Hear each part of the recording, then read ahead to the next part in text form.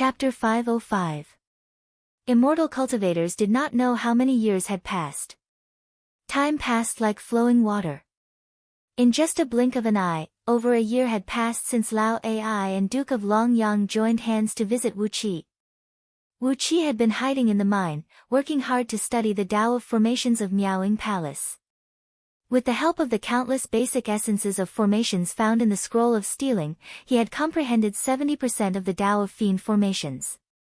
70% was still not enough to deal with the few formations near the entrance of the Dark Abyss.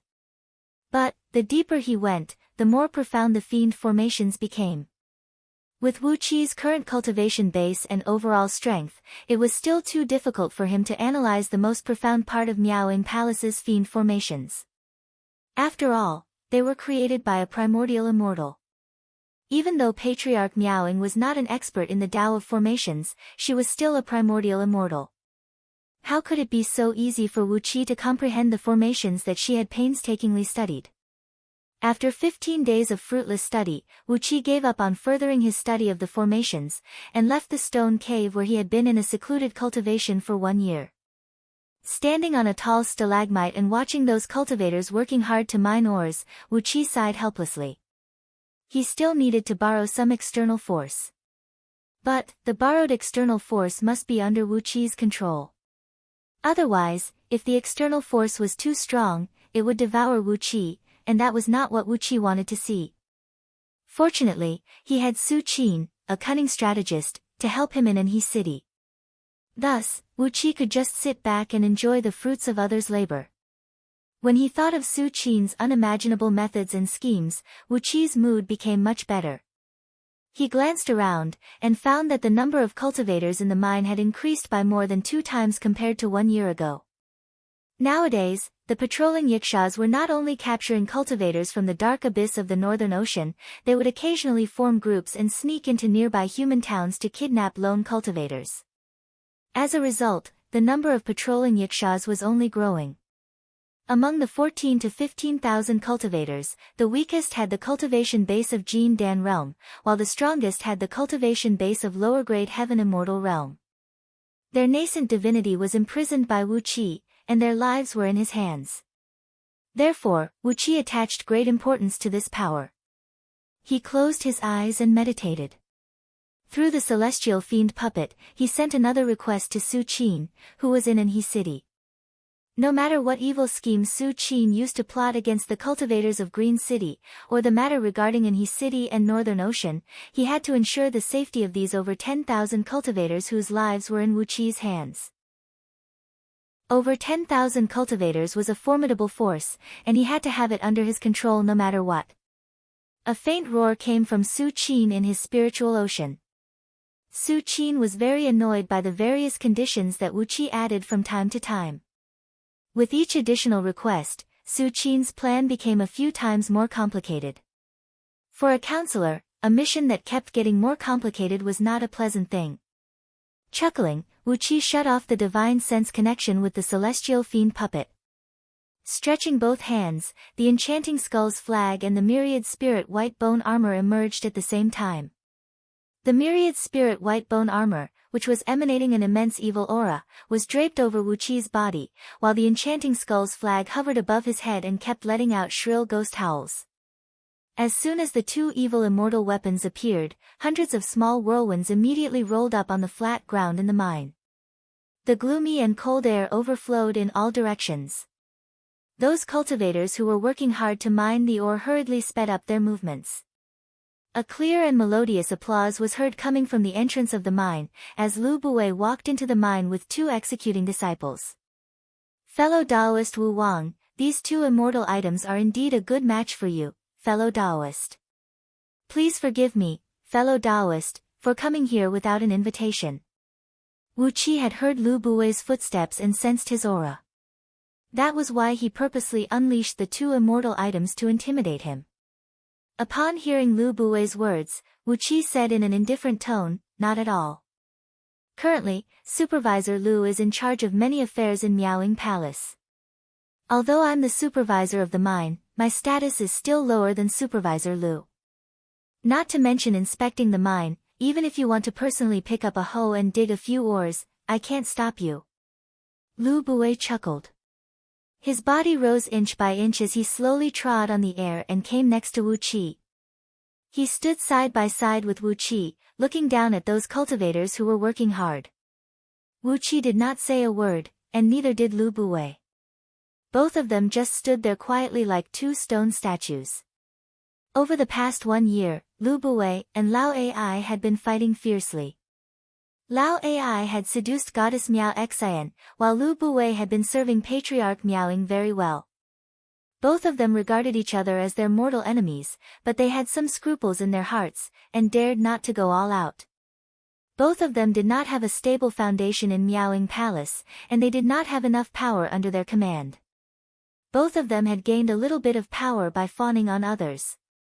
Therefore, they were very cautious in everything they did. Wu Qi could clearly see the secret struggle between both of them.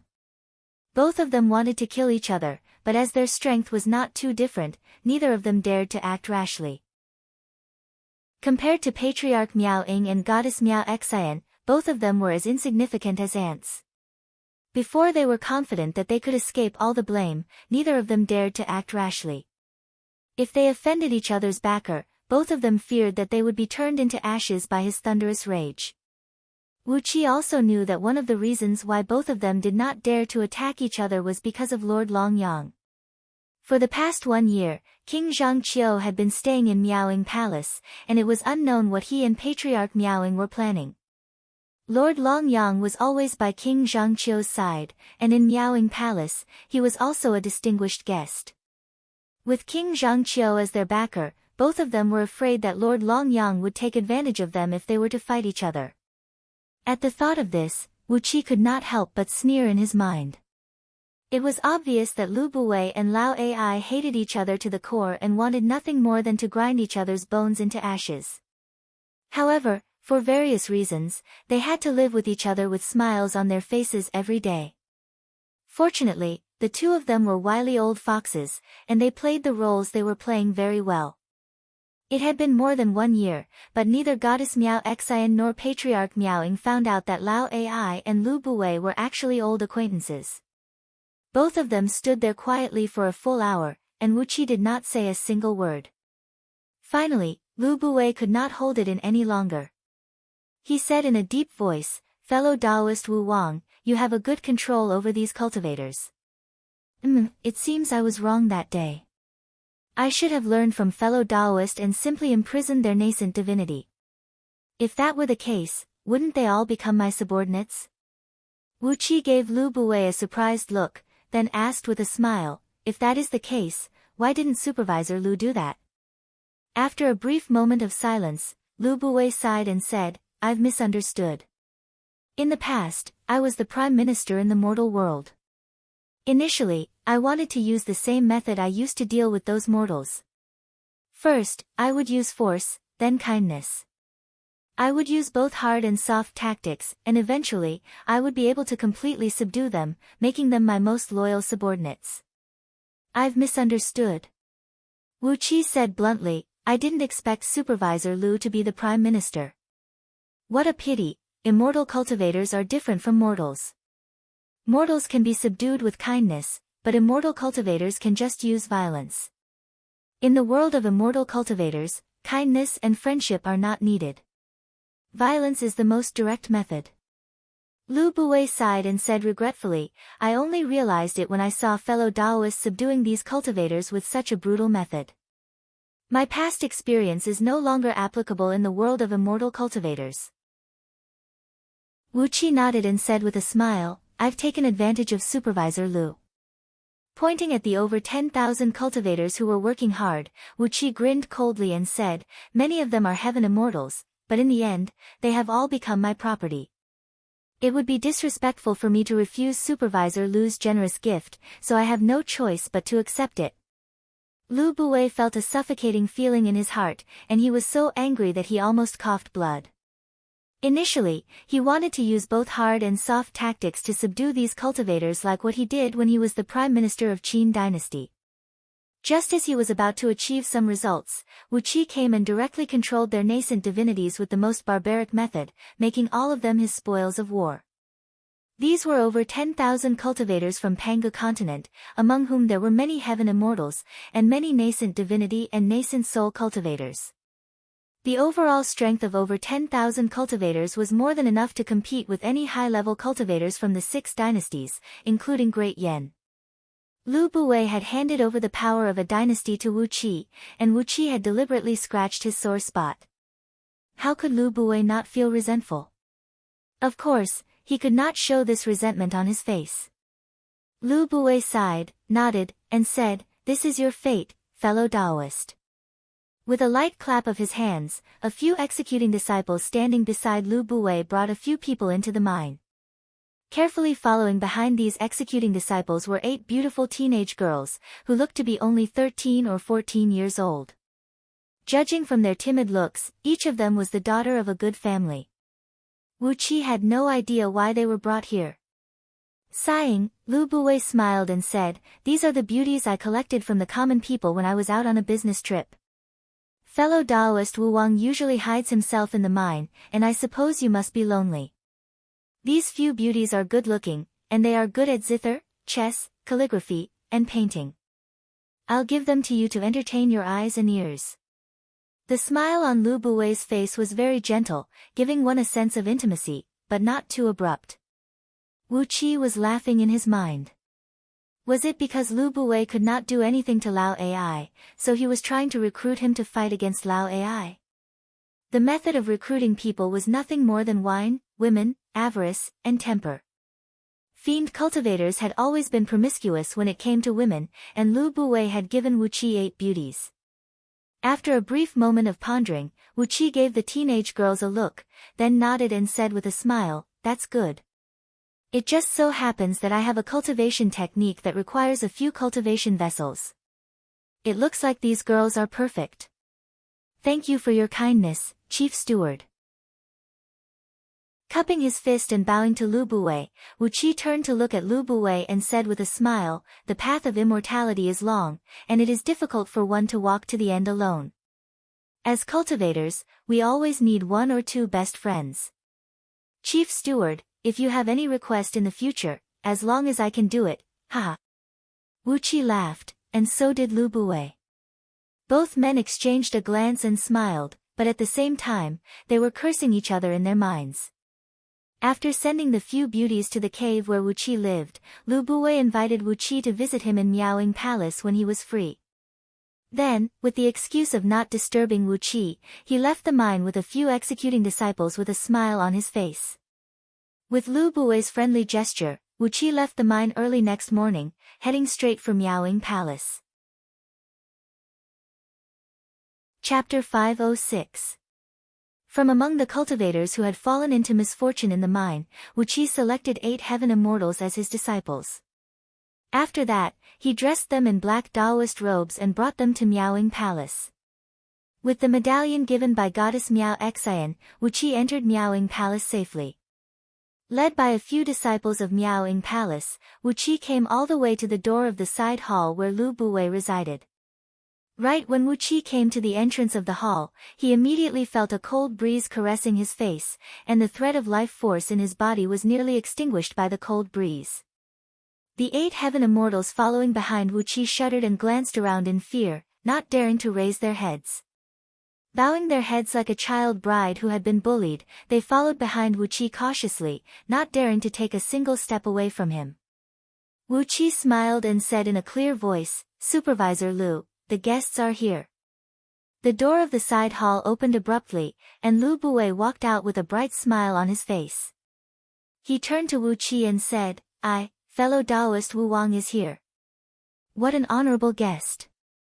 Somebody, serve me some tea, and bring me a pot of green jade pearls that Patriarch has given me a few days ago." Letting Lu Buwei hold his hand, Wu Qi and Lu Buwei walked into the side hall with their arms around each other's shoulders. He noticed that Lu Buwei's eyes were quickly glancing at the 8 heaven immortals behind him, his eyes filled with regret and greed. Wu Qi found it funny that Lu Buwei did not make his move earlier. Now that all these heaven immortals are in my pocket, it is impossible for you, Lu Buwei, to take them back. They walked into the side hall. It was empty inside, and the furnishings were very simple. In the large hall, there were only a few screens blocking the living area. In the middle of the hall, there was a round table and a few round stools on both sides. Apart from that, there was nothing else. Behind the screen, there were faint shadows of people moving about.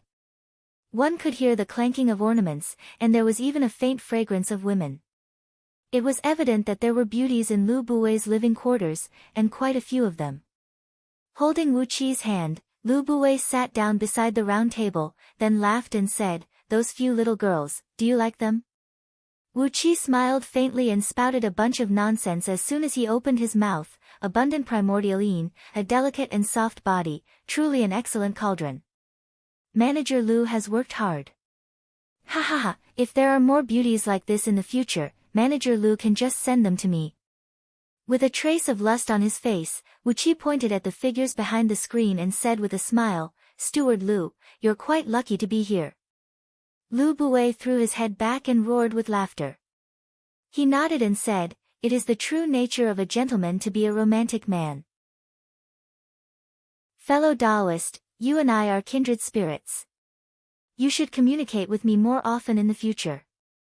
While saying that, Lu Buwei's eyes were flickering, as he was scrutinizing the changes in Wu Qi's expression without blinking. Wu Qi pretended that he did not see Lu Buwei peeking at him, and said with a smile, "That's what I should do. Although I'm the manager of the mine, I can't leave Miaoying Palace, and it is very difficult for me to find a few good girls. I'll have to rely on Manager Lu's help in this area in the future." Lu Buwei agreed hastily. Wu Qi had just joined Miaoying Palace. Although he had presented the fragrant Ganoderma to goddess Miao Xian, which earned him some favor, as a cultivator from the Fiend League had the weakest sense of humanity. The favor was only enough to save his life and allow him to become an outer sect disciple of Miaoying Palace. On top of that, Wu Qi did not spend any effort to curry favor with goddess Miao Xian. As a result, his relationship with goddess Miao Xian was not as good as Lu Buwei, who had served Patriarch Miaoying well, and had the right to enter Miaoying Palace at any time. Lu Buwei was more than happy to go out and look for a few beautiful girls, sending them to Wu Qi to win him over. With the help of Lao Ai and his disciple, goddess Miao Xian, and Lord Long Yang, King Zhangqiu's spy, Wu Qi did not have to worry about the changes in Miaoying Palace. He had spared no effort in flattering Lu Buwei, focusing on building a closer relationship with Lu Buwei. He knew Lu Buwei's past like the back of his hand, but Lu Buwei knew nothing about Taoist Wu Wang, who Wu Qi had transformed into. Lu Buwei felt that every word spoken by Wu Qi was right on the spot that he was most proud of. Every word made him feel at ease, and made him consider Wu Qi as his bosom friend. With the excuse that Lu Buwei had taken the initiative to win him over, Wu Qi would visit Lu Buwei every 2 to 3 days to discuss all sorts of affairs, including some strange anecdotes. Supported by all sorts of bizarre records found in the Scroll of Stealing, Wu Qi had perfectly played the role of an itinerant cultivator who had seen a lot of things. The things Wu Qi told to Lu Buwei made Lu Buwei gasp in amazement, and made him feel a little closer to Wu Qi. No matter how he looked at it, Wu Qi was just an ordinary nascent soul itinerant cultivator from the Fiend League, who was lucky enough to find a clump of fragrant Ganoderma and offer it to goddess Miao Xian. As Lu Buwei had transcended his heaven immortal tribulation and attained the overall strength of a heaven immortal, he believed that Taoist Wu Wang could be subdued, and he could be taken in as his trusted subordinate. Even though Lu Buwei was as cunning as a ghost, he would never think that a mere nascent soul fiend cultivator could pose any threat to him. As for the fact that Wu Qi had snatched the position of the mine's supervisor from him, after a thorough consideration and analysis, Lu Buwei finally came to the conclusion that it was just a lucky move by Wu Qi. Lu Buwei firmly believed that as he continued to have more dealings with real immortal cultivators, he would never have to suffer such an unexpected failure again. During the last 3 months, Wu Qi had been trying his best to build a relationship with Lu Buwei. As the relationship between them grew deeper and deeper, Wu Qi had faintly shown a gesture of drawing closer to Lu Buwei, and Lu Buwei had also implicitly expressed his acceptance. Delightedly, Lu Buwei believed that as long as the time and opportunity were ripe, Wu Qi would naturally become his trusted right-hand man. At that point of time, the over 10,000 cultivators under Wu Qi's control would become Lu Buwei's force. Taking the opportunity of visiting Lu Buwei during the last 3 months, Wu Qi finally found out Patriarch Miao Ying's daily routine. Every 18 days, the land of 9 Yin Negate Yang beneath the dark abyss of the Northern Ocean would spew out a thread of innate evil energy of utmost Yin. This thread of innate evil energy of utmost Yin was extremely vicious and cruel. If an ordinary gold immortal accidentally touched it, his immortal body would immediately turn into a puddle of filthy water, and his immortal soul would be infected by the evil energy as well, turning from an immortal soul into a ferocious soul without sentience and emotions, acting only on instinct. Eventually, he would be sucked into the 9 nether hell, and transformed into a nether yiksha in the Yellow Spring. This innate evil energy of utmost Yin would erupt once every 18 days, and it would last for 49 days. Therefore, Patriarch Miaoying would sneak into the dark abyss of the Northern Ocean every 18 days, using the innate evil energy of utmost Yin to craft fiend treasures. Because she had to exhaust all her energy and spirit to craft the fiend treasures, every 49 days, when Patriarch Miaoying returned to Miaoying Palace for a rest, she would need to replenish her energy with some external force. As the fiend technique cultivated by Patriarch Miaoying was extremely vicious and bizarre, the fastest way for her to replenish her energy was to pluck virgin boys from the 7-kill realm. With just 7 virgin boys from the 7-kill realm, Patriarch Miaoying would be able to completely replenish her energy essence in just 18 days.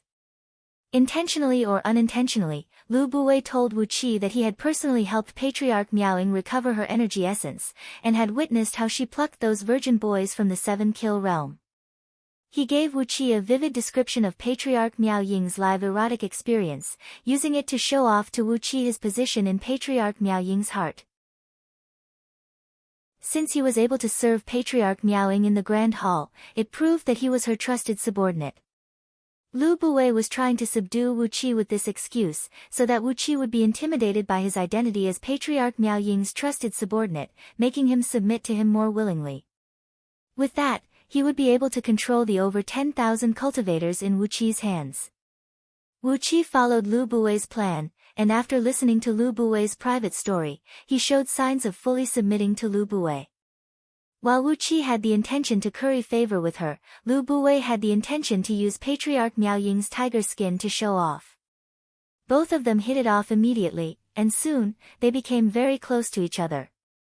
Through Lu Buwei and some information Duke of Longyang obtained from King Zhangqiu, Wu Qi gradually analyzed some of Patriarch Miaoying's secrets.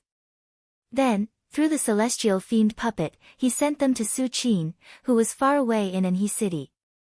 Lu Buwei only knew that Patriarch Miaoying would come out once every 18 days, and after 18 days of rest, she would go back to the dark abyss of the Northern Ocean to refine her magical treasure for 49 days. But through Duke of Longyang, Wu Qi learned that when Patriarch Miaoying was refining her magical treasure, she could not move her body at all, and any slight movement would put her at risk of suffering from qi deviation. Therefore, Patriarch Miaoying had sealed off the entrance of the dark abyss with an extremely powerful fiend formation, and had even arranged a set of vicious fiend treasures around her as a defensive item. The reason why King Zhangqiu came to Miaoying Palace was that Patriarch Miaoying's refining of her magical treasure had reached a critical juncture, and he had brought a group of elite subordinates to protect her. In the past, when Patriarch Miaoying was refining a fiend treasure, she could still spare a tiny bit of her attention to control the fiend treasure and the fiend formation to protect herself. But at this critical juncture, every time she refined a magical treasure, she had no time to spare for other things. On the surface, King Zhangqiu came to Miaoying Palace with a dozen guards, but in fact, he was hiding somewhere near the Northern Ocean. He had brought an army with him, and they were hiding in the depths of a lake, ready to rush over at any time. All the intelligence was sent back to Anhui City by Wu Qi, so that Su Qin could analyze and make use of it. As the days went by, the friendship between Wu Qi and Lu Buwei grew closer and closer. Patriarch Miaoying had devoted all her attention to refining the fiend treasure, and paid no attention to anything else. As Goddess Miao Xian had been bewitched by Lao Ai, she was nowhere to be seen in Miaoying Palace. King Zhangqiu was just a guest, and he lived in seclusion, rarely involved in any affairs. Unknowingly, Lu Buwei and Wu Qi, the two chief stewards who were merely outer sect disciples, had become the people with real power in Miaoying Palace, who were in charge of the daily affairs of Miaoying Palace. Those official disciples of Miaoying Palace strictly abided by the sect rules and commandments. They just stayed at their posts and paid no attention to anything else. With Lu Buwei's trust, Wu Qi was able to leave the Northern Ocean from time to time to take a stroll around, seizing the opportunity to deploy some inconspicuous but deadly traps. Time went by, and on the third day after Patriarch Miaoying entered the dark abyss of the Northern Ocean once again to refine the fiend treasure, the celestial fiend puppet of Anhe City came with a message. Reverend Li Yang of Green City had arrived at Greenwood Mountain with 6 gold immortal elders and nearly 100 heaven immortals. Wu Qi sprung into action immediately. Chapter 507. Outside Anhe City, Greenwood Mountain was shrouded in immortal clouds and filled with a fragrant breeze. More than 100 white cranes were hovering in the sky, and a few rainbows rose from a lake in the Greenwood Mountain, wrapping the entire mountaintop in rainbows. The entire mountain was covered in rainbow-colored halos that sprinkled down from the sky. Daoist Yunzong stood proudly at the entrance of Greenwood Mountain, bowing respectfully to Reverend Li Yang, who was descending from the white cloud. Daoist Yunzong kept shouting, "Master, may he live a long life and enjoy immortal happiness forever," while the disciples of Euphoria Heavenly Palace behind him followed suit and bowed. The handsome Reverend Li Yang laughed out loud, stroking his beard complacently as he chatted with 6 Green City elders standing next to him. Only then did he step forward and help Daoist Yunzong up. The current palace master of Euphoria Heavenly Palace, Lao Ai, who was transformed from a celestial fiend puppet, stood respectfully next to Daoist Yunzong, bowing and greeting Reverend Li Yang with a big smile on his face. Next to Lao Ai was another celestial fiend puppet, Daoist Greed, whom Wu Qi had summoned from afar. He followed closely behind Daoist Yunzong, greeting Reverend Li Yang with a big smile on his face. Reverend Li Yang and the other gold immortals glanced disapprovingly at the 2 celestial fiend puppets. The aura emanated from the 2 puppets was not very strong. One of them was a nascent divinity cultivator, while the other was a nascent soul cultivator. In the eyes of these gold immortals, be it Lao Ai or Daoist Greed, they were just tools they used to control Anhe City. They were people who could not even be considered as ants, and they did not need to pay too much attention to them. The immortals of Green City were just glad that they had built a foundation on Panga Continent, an entire county of Anle County. What made them even prouder was that they did not spend much effort to build this foundation. It was like a pie falling from the sky. What could be more ideal than this? It was not an easy task to dig out a piece of land from the conservative and stubborn imperial court of Dayu these days. Without going through bloody struggles and arduous negotiations, one could forget about getting a mountain from Dayu's imperial court, let alone a county. Daoist Yunzong had done a perfect job, as the entire county had fallen into his hands for no reason. Whose disciple was Daoist Yunzong? He was Reverend Li Yang's disciple. With such a great contribution, Reverend Li Yang felt proud, and he was very happy. The credit would bring Reverend Li Yang great benefits as well. At least, his right to speak in Green City would be greatly increased. All the immortals in Green City were grinning from ear to ear. Greeted by Daoist Yunzong, and served eagerly by Lao Ai and Daoist Greed, over 100 immortals from Green City walked into Greenwood Mountain with their sleeves fluttering, and began to tour the various buildings and decorations in Green City manner. Wu Qi had spent a great deal of effort to decorate the Qingqing Villa, so everything was naturally beautiful, and he strived to make it as perfect as possible. Led by Daoist Yunzong, Reverend Li Yang toured the entire mountain. He could not stop praising the place, and the 6 elders of Green City who came with him were the same. They all thought that this Green City manor was indeed splendid and magnificent, and was worthy of the prestigious reputation of Green City. While Greenwood Mountain was bustling with noise and excitement, Wu Qi tidied up his robe and brought all his personal belongings into the mine under the dark abyss of the Northern Ocean. After ordering all the Yakshas to stay in the mine and not leave without permission, he strode out of the mine. After walking out of the mine and entering through the main entrance of Miaoying Palace, Wuqi held a medallion made of white bone in his hand as he walked quickly through the palace. It did not take him long to come before a lofty palace. This palace was the storehouse where all the refined nether ocean dark gold copper were stored. All the refined nether ocean dark gold copper over the past 2 years were stored here. The nether ocean dark gold copper had a very strange property, as no natural energy could be found within 1 mile around it, as all the natural energy would be completely absorbed by it. Therefore, no immortal would carry the nether ocean dark gold copper with them, as it was used to absorb the natural energy, which was a great trouble for immortals. Outside the storehouse stood 6 disciples of Miaoying Palace, clad in black Taoist robes, their faces pale as a sheet. When they saw Wuqi approaching, they fixed their eyes on Wuqi at the same time. 2 of them took a step forward and stopped Wuqi with their hands outstretched, hinting at him to keep away from the storehouse. Wuqi fished out the medallion made of white bone, waved it in front of them, and said in a deep voice, "Goddess has sent me here to count the nether ocean dark gold copper in the storehouse. In a few days, a disciple of a great bodhisattva will finish his apprenticeship, and Goddess will prepare a gift for him." After giving the medallion a careful examination, the 6 disciples took a few steps back at the same time and opened the door of the storehouse. Goddess Miao Xian had a good relationship with many almighty experts from the outer heavenly realms. Ever since Lu Buwei suggested that she began to mine the nether ocean dark gold copper at the bottom of the dark abyss of the Northern Ocean, this rare and precious mineral had become a powerful tool for her to make friends from all over the world. When a disciple finished his apprenticeship, she would give him 2 to 3 taels of nether ocean dark gold copper, and that was a great favor.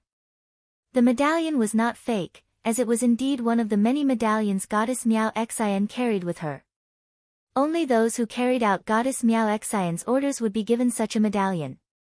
With such a medallion, and the fact that Wuqi had told them that Goddess Miao Xian was preparing a gift for him, who would doubt his words? The door of the storehouse opened, and Wuqi strode into it. In the middle of the spacious hall was a table, placed neatly on top of which was a pile of palm-sized, rectangular metal ingots. These metal ingots were glinting with a dazzling blue and fiery red gleam. They were the pure nether ocean dark gold copper. Apart from one piece of nether ocean dark gold copper, all the other metal ingots were put into the black dragon spirit ring by Wuqi.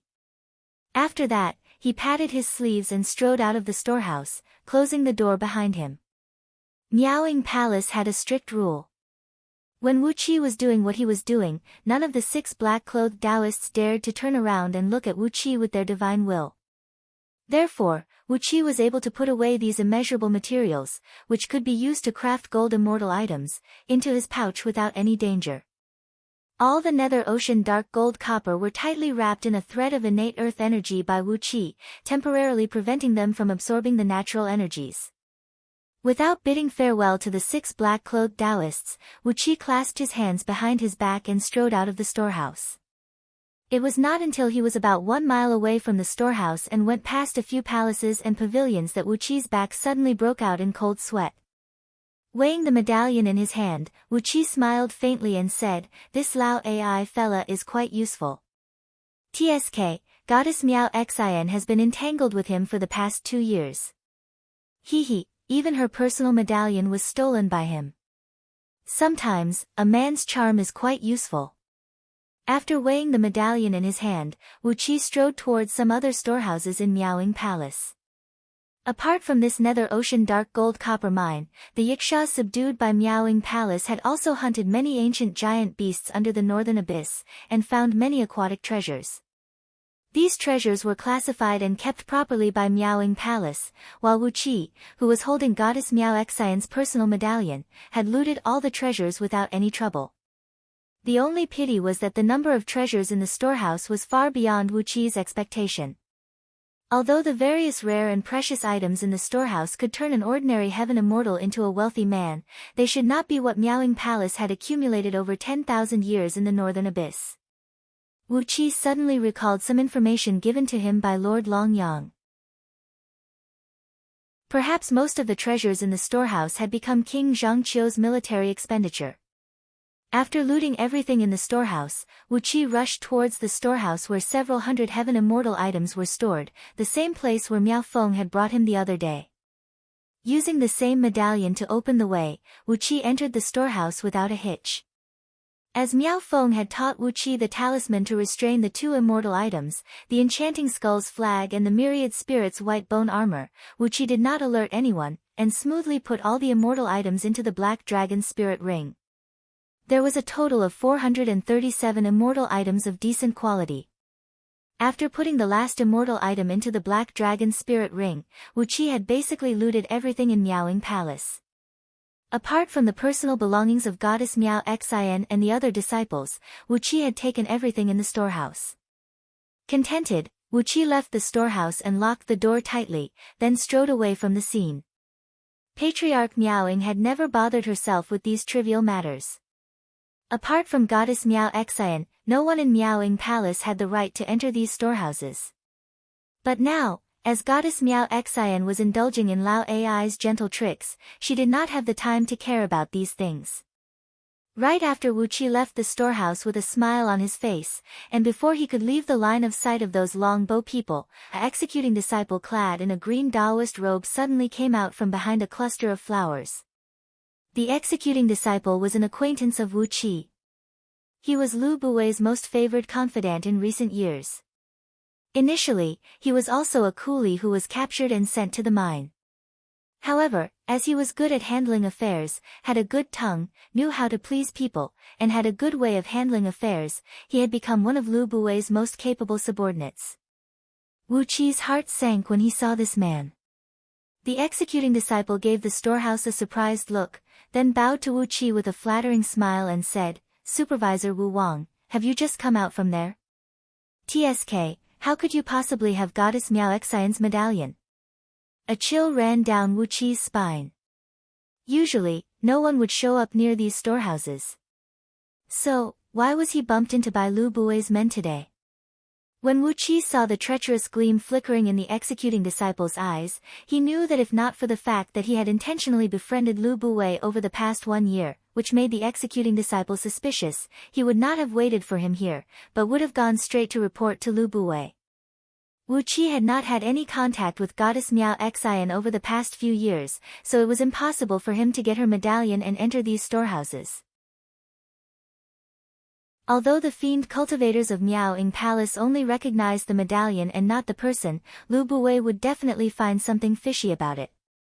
Reverend Li Yang had arrived at Anhui City, and the plan he had been planning for a long time was about to be put into action. As long as Wu Qi could delay him for a few hours, everything would go according to his plan. Could it be that the few years of painstakingly waiting would be defeated by this man? With his eyes narrowed, Wu Qi suddenly thrust his right hand out and cut open the man's chest, using his razor-sharp fingernails to cut open his heart. The Inferno Hell fiend energy exploded out of his body, rolling out a dark fiend energy and pulling the man into it.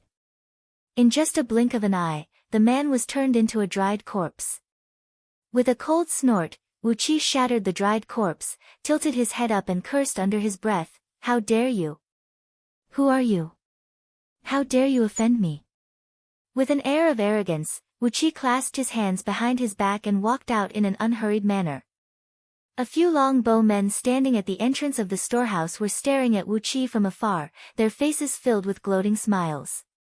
They had no idea what was happening. In the side hall where Lu Buwei lived, a soul jade slip placed by his bed suddenly shattered.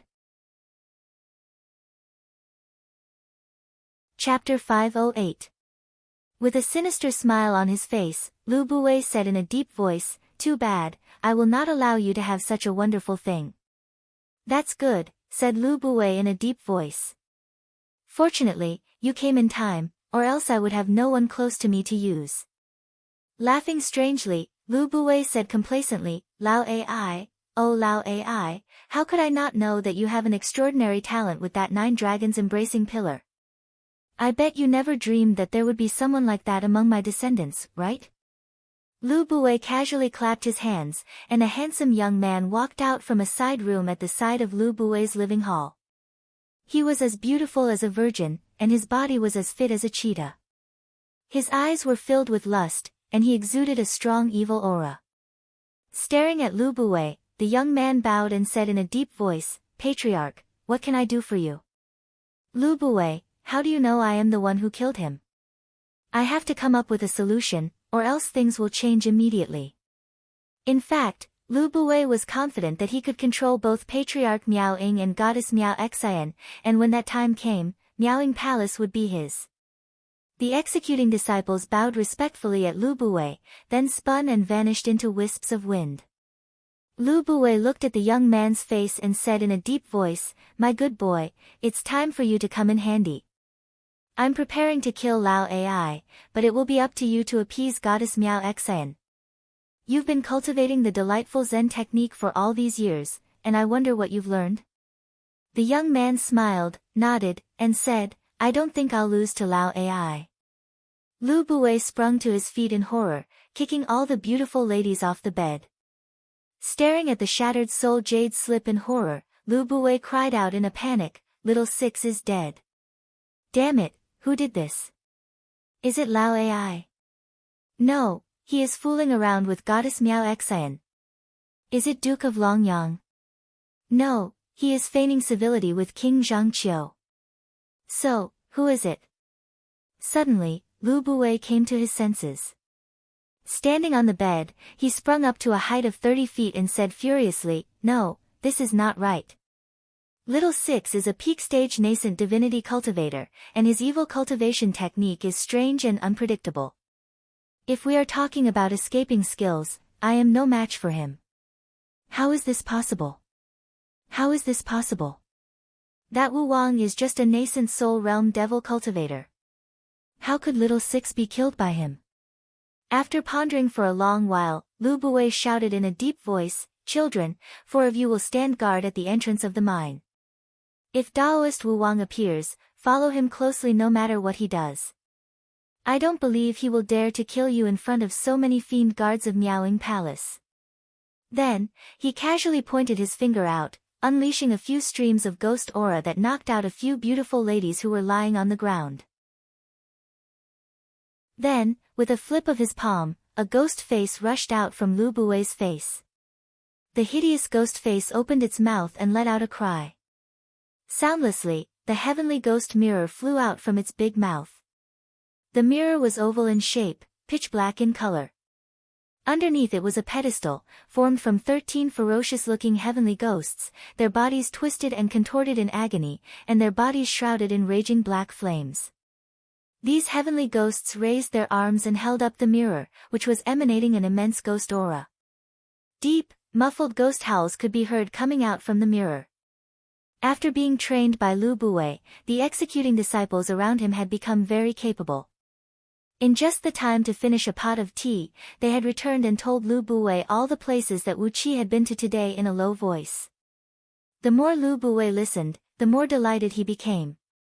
He clapped his hands and said with a smile, "Wonderful. He brought Goddess's medallion to those storehouses. TSK, why would he go there for no reason? He must be a thief. Ha! What else could he have done?" Clapping his hands, Lu Buwei laughed and said, "It is Lao Ai's good deed." It was too wonderful for words. But, why did Lao Ai steal the medallion for him? Once this matter is exposed, he will die a horrible death under the wrath of a gold immortal. But, Lao Ai did it. Why? He. Lao Ai is not the kind of man who would sacrifice his life for righteousness. What he values the most is his own life.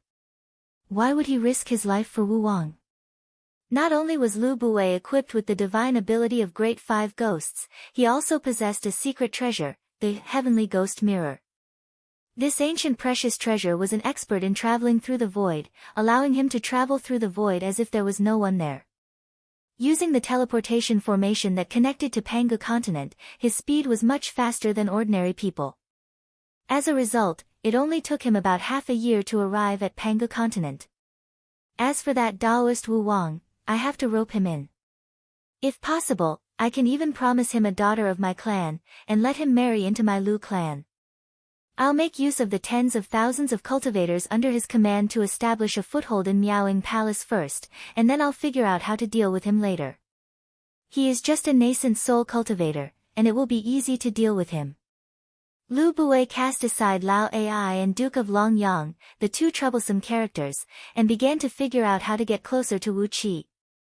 After taking a turn, Lu Buwei chuckled and said, "Strange, where did he get the medallion from?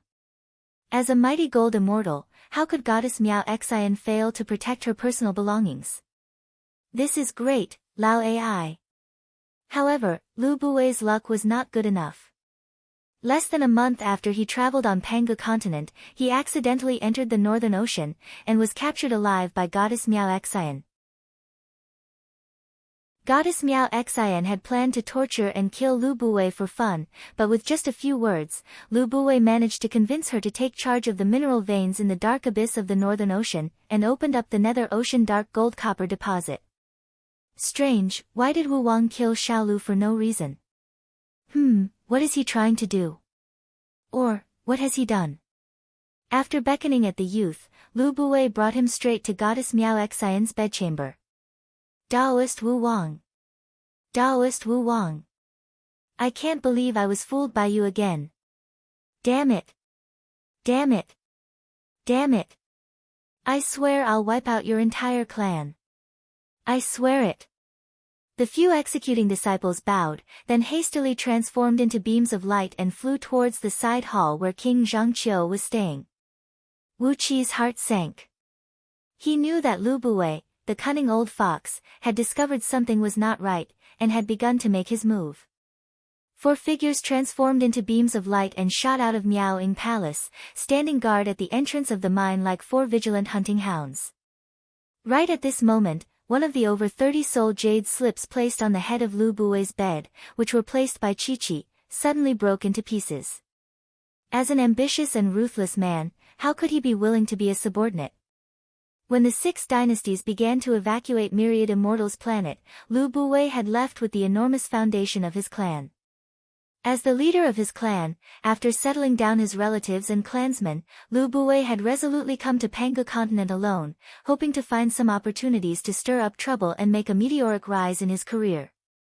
The 4 executing disciples whom Lu Buwei had sent out were loitering tens of miles away, chasing fishes as if they were having fun. 36 fiend guards did not pay any attention to these 4 little fellows, who they could easily kill at any time. However, with the mystic eyes of universe, Wu Qi had seen their every move. With a pinch of his finger, a jade slip appeared in Lu Buwei's palm. He focused his mind and injected a message into it, then gave it to one of the executing disciples standing next to him. Remember, don't let Duke of Longyang notice anything unusual about you. Just serve him attentively, and try your best to satisfy whatever King Zhangqiu asks for. If Lord Longyang leaves King Zhangqiu for even a moment, give him the jade slip immediately. With a strange smile on his face, Lu Buwei lightly clapped his hands. A few executing disciples whom he had subdued emerged from the surroundings and quickly came before Lu Buwei. Raising his head, Lu Buwei looked at the ghostly flame burning fiercely on a bone pillar off in the distance and said in a cold voice, "Go and find out where the supervisor of the mine, Taoist Wu Wang, has gone today. Split up and be careful, and don't let anyone know about this." The corner of Lu Buwei's eyes twitched as he snapped, "Damn it. Taoist Wu Wang, you ungrateful fool. I've spent the last 2 years trying to recruit you, and I've given you dozens of beautiful girls. My sincerity has been fed to a dog." After serving Patriarch Miao Ying and Goddess Miao Xian with utmost care, Lu Buwei had also roped in Taoist Wu Wang, the new supervisor of the mine. With that, he would soon be able to take control of over 10,000 cultivators in the mine. Lu Buwei had a good plan. Miaoying Palace should be a good backing for him, and with over 10,000 cultivators as his foundation, he should be able to easily develop a business that was 100 times larger than the Lu clan. Lu Buwei was lying on the bed, enjoying the tenderness of a few beautiful women. He stretched out his hand and caressed the smooth bodies of these beautiful women, narrowing his eyes as he pondered. However, the appearance of Lao Ai and Lord Longyang had made Lu Buwei feel the presence of a crisis. Since he had come to Panga continent, it was only natural that others would come as well. What annoyed him even more was that Lao Ai had won the favor of goddess Miao Xian, and Lord Longyang had attached himself to King Zhangqiu. This made Lu Buwei very angry, but at the same time, he had his guard up. Pointing his finger at the heavenly ghost mirror, Lu Buwei recited a few incantations, then snapped in a low voice, "Heavenly ghost true spirit, everything under the heavens is before my eyes." The mirror, measuring 1 foot and 3 inches in diameter, rippled like water, and a sticky black light shone out from the depths of the mirror. Abruptly, the figure of Taoist Wu Wang, which Wu Qi had transformed into, flashed across the surface of the mirror. I need to find a way to get rid of Lao Ai. As for Lord Longyang, it will be best if I can subdue him. Lu Buwei frowned as he carefully weighed the pros and cons. Too bad that Patriarch Miao Ying is only interested in those 7 virgin boys. Otherwise, I would not hesitate to sell my body and try my best to deal with that old fiend. TSK, Lao Ai, how can you be so shameless? And you, Lord Longyang, you are all jackals of the same tribe. None of you are a good guy. Then, Lu Buwei continued to give out orders. Send a few men to serve King Zhangqiu. Send him fine wine, delicacies, beautiful girls, and virgin boys. No matter what he asks, none of you are allowed to leave his side. If Lord Longyang, who serves King Zhangqiu, shows any unusual movements, hand this jade slip to King Zhangqiu immediately. Lu Buwei stroked his beard and pondered for a brief moment. Suddenly, he laughed and said, "So, Lao Ai is the only one left now." Lao Ai, could it be that you are the one who is in charge of this? Are you here for these treasures of Miaoying Palace? You are not that shallow, are you? What are these treasures to you? If you can make friends with goddess Miao Xian, that will be your greatest gain. Near the entrance of the mine, Wu Qi was sitting on a rock, glancing at the surroundings through the formation formed by 36 fiend guards. As the ghostly aura rushed out of the side hall, Lu Buwei came to an abrupt halt. His eyes flickered, and a creepy smile suddenly appeared on his face. Lu Buwei clenched his jaws and made up his mind. 5 little ghosts darted out from around him, bringing with them a large sheet of ghostly aura as they sped towards the exit. Chapter 509. At the entrance of the mine, 36 fiend guards were guarding the entrance with all their might. A plume of dark smoke sprayed out from the entrance, amidst which Wu Qi revealed himself with his eyes narrowed, his face as gloomy as still water. 36 fiend guards gave Wu Qi a glance, then closed their eyes indifferently. Miaoying Palace had a strict rule. As goddess Miao Xian had asked them to guard the entrance of the mine, their mission was to guard the entrance. As for anything else, they could not care less. Hovering in the ocean, Wu Qi suddenly moved. Tens of ferocious fiends shot out from his back, howling shrilly as they sped into the distance.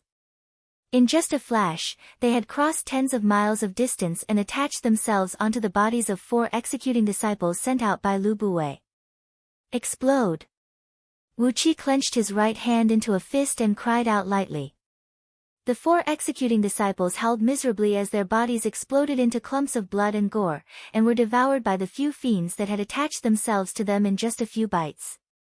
With a cruel and merciless grin on his face, Wu Qi gave the 36 fiend guards a glance.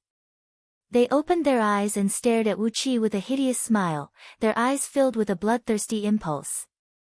For these fiend guards, when Wu Qi killed the executing disciples of Lu Buwei at the entrance of the mine, it was as if they were watching a swarm of tiny insects fighting and killing each other.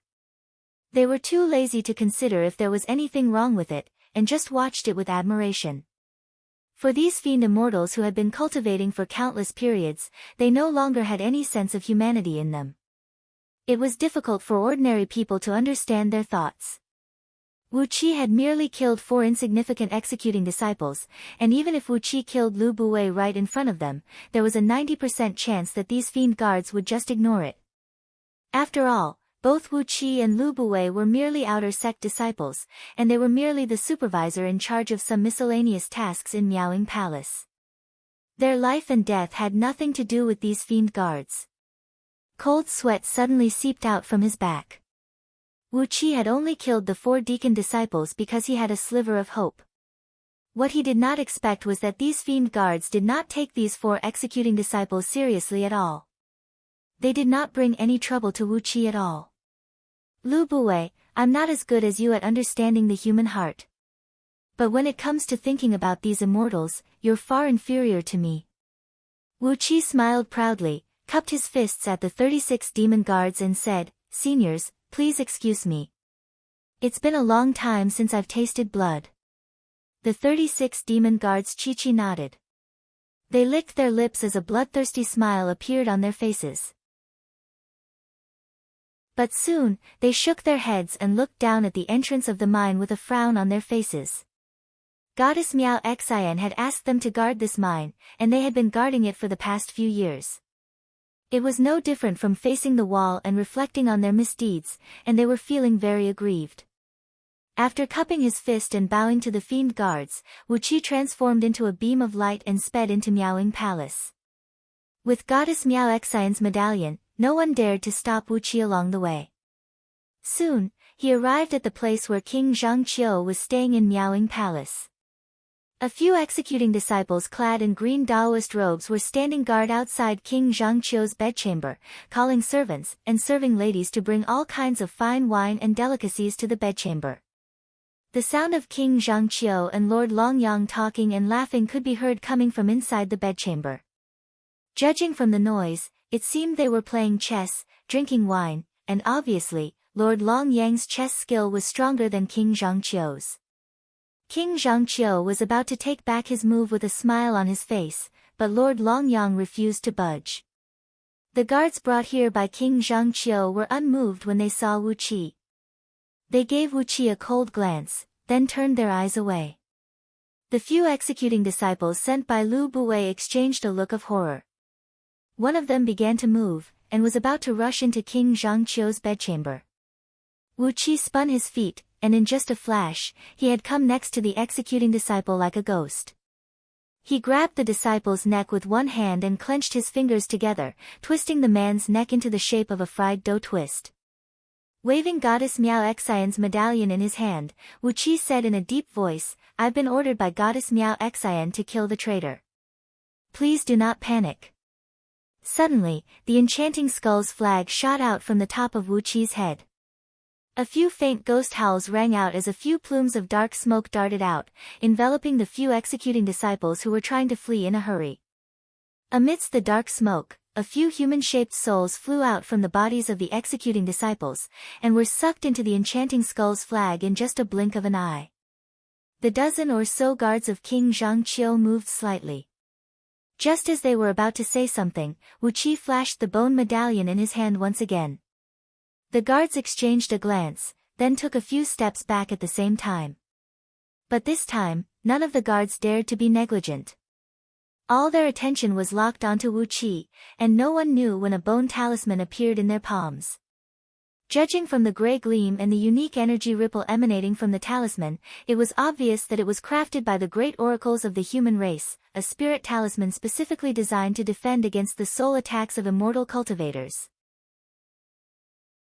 With a wave of the flag, a few corpses were rolled up by the dark smoke. Then, he thrust out a clump of fiend flame and burned them to ashes, along with all their belongings, turning them into wisps of smoke that drifted in the air. Cupping his fist, Wu Qi bowed to the dozen or so guards standing before the entrance of the bedchamber and said, Please excuse us. It's a misfortune for our sect to have spies sneaking into our sect. Please forgive us if we have disturbed you. A colorful halo drifted out from the entrance of the bedchamber. Lord Longyang, with his long hair hanging loosely over his shoulders, clad in a long crimson robe and adorned with jewels, pearls, and jades, he walked out slowly. What has disturbed you so much? He asked in a soft voice. Wu Qi cupped his fist and bowed to Lord Longyang, repeating what he had said just now. Lord Longyang's eyes narrowed as he cried out in a fuss, I, a traitor. You have to be extra careful in this matter. It is not our place to meddle in this matter. Miaoying Palace, you can handle it yourself. Just don't delay the important matter. Wu Qi and Lord Long Yang's eyes met for a brief moment, but they immediately looked away. During that brief exchange of glances, Wu Qi sent a clear message to Lord Long Yang, I'm going to do something here. Be careful. Lord Long Yang also expressed his thoughts clearly during that brief exchange of glances, I'll help you here, and you owe me a favor. You'll have to pay me back in the future. After cupping his fist and bowing to Lord Long Yang, Wu Qi transformed into a beam of dark light and sped towards Goddess Miao Xian's bedchamber. With the medallion given to him by Goddess Miao Xian, Wu Qi passed through layers upon layers of defensive mechanisms, and no one tried to stop him. When he was about 1 mile away from Goddess Miao Xian's bedchamber, Wu Qi caught up with Lu Buwei and the handsome youth before a flower bed filled with countless exotic flowers and grasses, all of which were blooming with colorful flowers. Standing before Lu Buwei were 8 beautiful female disciples of Miaoying Palace, led by Madman Shui. Their faces were flushed with lust, and their eyes were watery. Their clothes were disheveled, exposing a large portion of their fair skin. Many of the flowers in the flower bed were flattened to the ground, and some women's undergarments, such as undergarments, were still lying on the ground. Obviously, Madman Shui was having a fierce battle with these few female disciples of Miaoying Palace, and they happened to block Lu Buwei's way. Lu Buwei knew Madman Shui, and he knew that he was Lao Ai's disciple. Lu Buwei fixed his gaze at Madman Shui with his eyes burning with rage. Gnashing his teeth in anger, he said, I have an important matter to discuss with Goddess. Make way for me now. Madman Shui had both of his hands wrapped around the beautiful girl standing next to him, rubbing her body up and down. He said in a strange voice, Sisters, seniors, this old fellow is asking to see Goddess. TSK, Goddess is having a good time now, so why would she be in the mood to meet them? Ha, elder sister, please say a word. Can you let them pass? Who is going to bear the punishment for spoiling Goddess's mood? Clearly, the 8 female disciples of Miaoying Palace were attracted by Madman Shui, and their hearts were all tied to him. Upon hearing his words, the 8 female disciples began to lash out at Lu Buwei. One after another, they accused Lu Buwei of rudely bringing his men and asking to see Goddess Miao Xian, saying that he had no manners at all. They held a grudge against Lu Buwei for spoiling their good time with Madman Shui, and they were so angry that they said they would complain about Lu Buwei to Goddess Miao Xian. Lu Buwei was both furious and anxious. He pointed his finger at Madman Shui and cried out, this guy is up to no good, and he is harboring. Before Lu Buwei could finish his words, Wu Qi had arrived behind him while he was entangled with Madman Shui and his men. Without using the enchanting skull's flag, Wu Qi came up behind Lu Buwei with big strides, thrusting his fist straight towards Lu Buwei's back. A whistling wind came whistling out from the fist, and the air billowed. When Wu Qi's fist had only traveled 3 inches, it had already shattered the air around Lu Buwei, creating a vacuum zone with a diameter of nearly 10 feet around him. Just by cultivating the foundation chapter of the true body of heaven and earth scripture, in just over 2 years, Wu Qi's fleshly body had attained the overall strength of a mid-tier heaven immortal who cultivated his fleshly body. Judging from the strength of his fleshly body alone, Wu Qi could at least fight against a 24th-tier heaven immortal. It was one of the few peculiar cultivation techniques used by the human race to secure the fate of their own race, and the true body of heaven and earth scripture was not to be underestimated. It was just a punch, but before the fist could even touch Lu Buwei's body, the skin on Lu Buwei's body had already burst open, with blood spraying out from his 7 apertures. The hidden force of Wu Qi's fist had smashed into Lu Buwei's body, nearly shattering all his internal organs. Suddenly, a sword beam burst out. The young man standing next to Lu Buwei unleashed a sword beam, thrusting towards Wu Qi. Wu Qi strode forward and thrust his chest forward. The sword beam struck right on his chest, but nothing happened to Wu Qi's chest, while the sword beam was shattered into pieces by his strong body.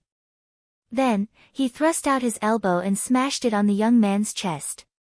A tremendous force, mixed with a dense purple mist, smashed into the young man's body, turning his soul and fleshly body into nothingness at the same time. Lu Buwei gave a miserable hiss and cried out in alarm, "Little boy, the plan I've been working on for several years has been completely ruined by you." After killing this unknown grandson of Lu Buwei with his elbow, Wu Qi took the opportunity and smashed his fist into the middle of Lu Buwei's back. Shaking his fist, Wu Qi clenched his teeth and smashed his fist into the middle of Lu Buwei's back without holding back. The fist exploded, and half of Lu Buwei's body was shattered into pieces. Wu Qi moved closer to Lu Buwei's ear and said in a low voice, "Lu Buwei, with the means of a mortal state minister, you plotted against an immortal. How can you not lose?" Lu Buwei's eyes flickered. Suddenly, the heavenly ghost mirror flew out from his body, transforming into a blood-red beam that wrapped around his broken body, and disappeared abruptly. Wu Qi was startled. An extraordinary treasure like the heavenly ghost mirror was indeed bizarre, and he didn't even see how it disappeared. There was no trace of Lu Buwei's aura in the surrounding void, and he had no idea where the mirror had sent him to. It was at this moment that the 8 female disciples of Miaoying Palace came to their senses. Right before their eyes, Wu Qi, the chief supervisor of the mine, had just killed Lu Buwei, the chief supervisor of miscellaneous affairs of Miaoying Palace. The 8 girls scolded at the same time, pointing their fingers at Wu Qi and getting ready to launch an attack. In for a penny, in for a pound. Wu Qi glared and leaped towards the 8 girls with a murderous look in his eyes. Chapter 5:10. In fact, the 8 female disciples of Miaoying Palace whom Madman Shui had hooked up with were not the real disciples of Miaoying Palace. Most of them were Goddess Miao Xian's serving ladies, and because they were Goddess Miao Xian's personal servants, they were accepted into Miaoying Palace as an exception. Their cultivation base was only at the level of lower-grade Heaven Immortal, and the strongest among them only possessed an overall strength of 35th tier Heaven Immortal. To make matters worse, while Lao Ai was having fun with Goddess Miao Xian, these 8 female disciples of Miaoying Palace were messing around with Madman Shui in the flower bed. As Madman Shui had inherited Lao Ai's legacy, it was natural that he would not be able to defeat Goddess Miao Xian, who was a gold immortal. But, he could easily defeat a few lower-tier Heaven Immortals. Just now, the girls had practiced the delightful Zen with Madman Shui, and as a result, their energy essence and immortal energy were almost depleted by Madman Shui.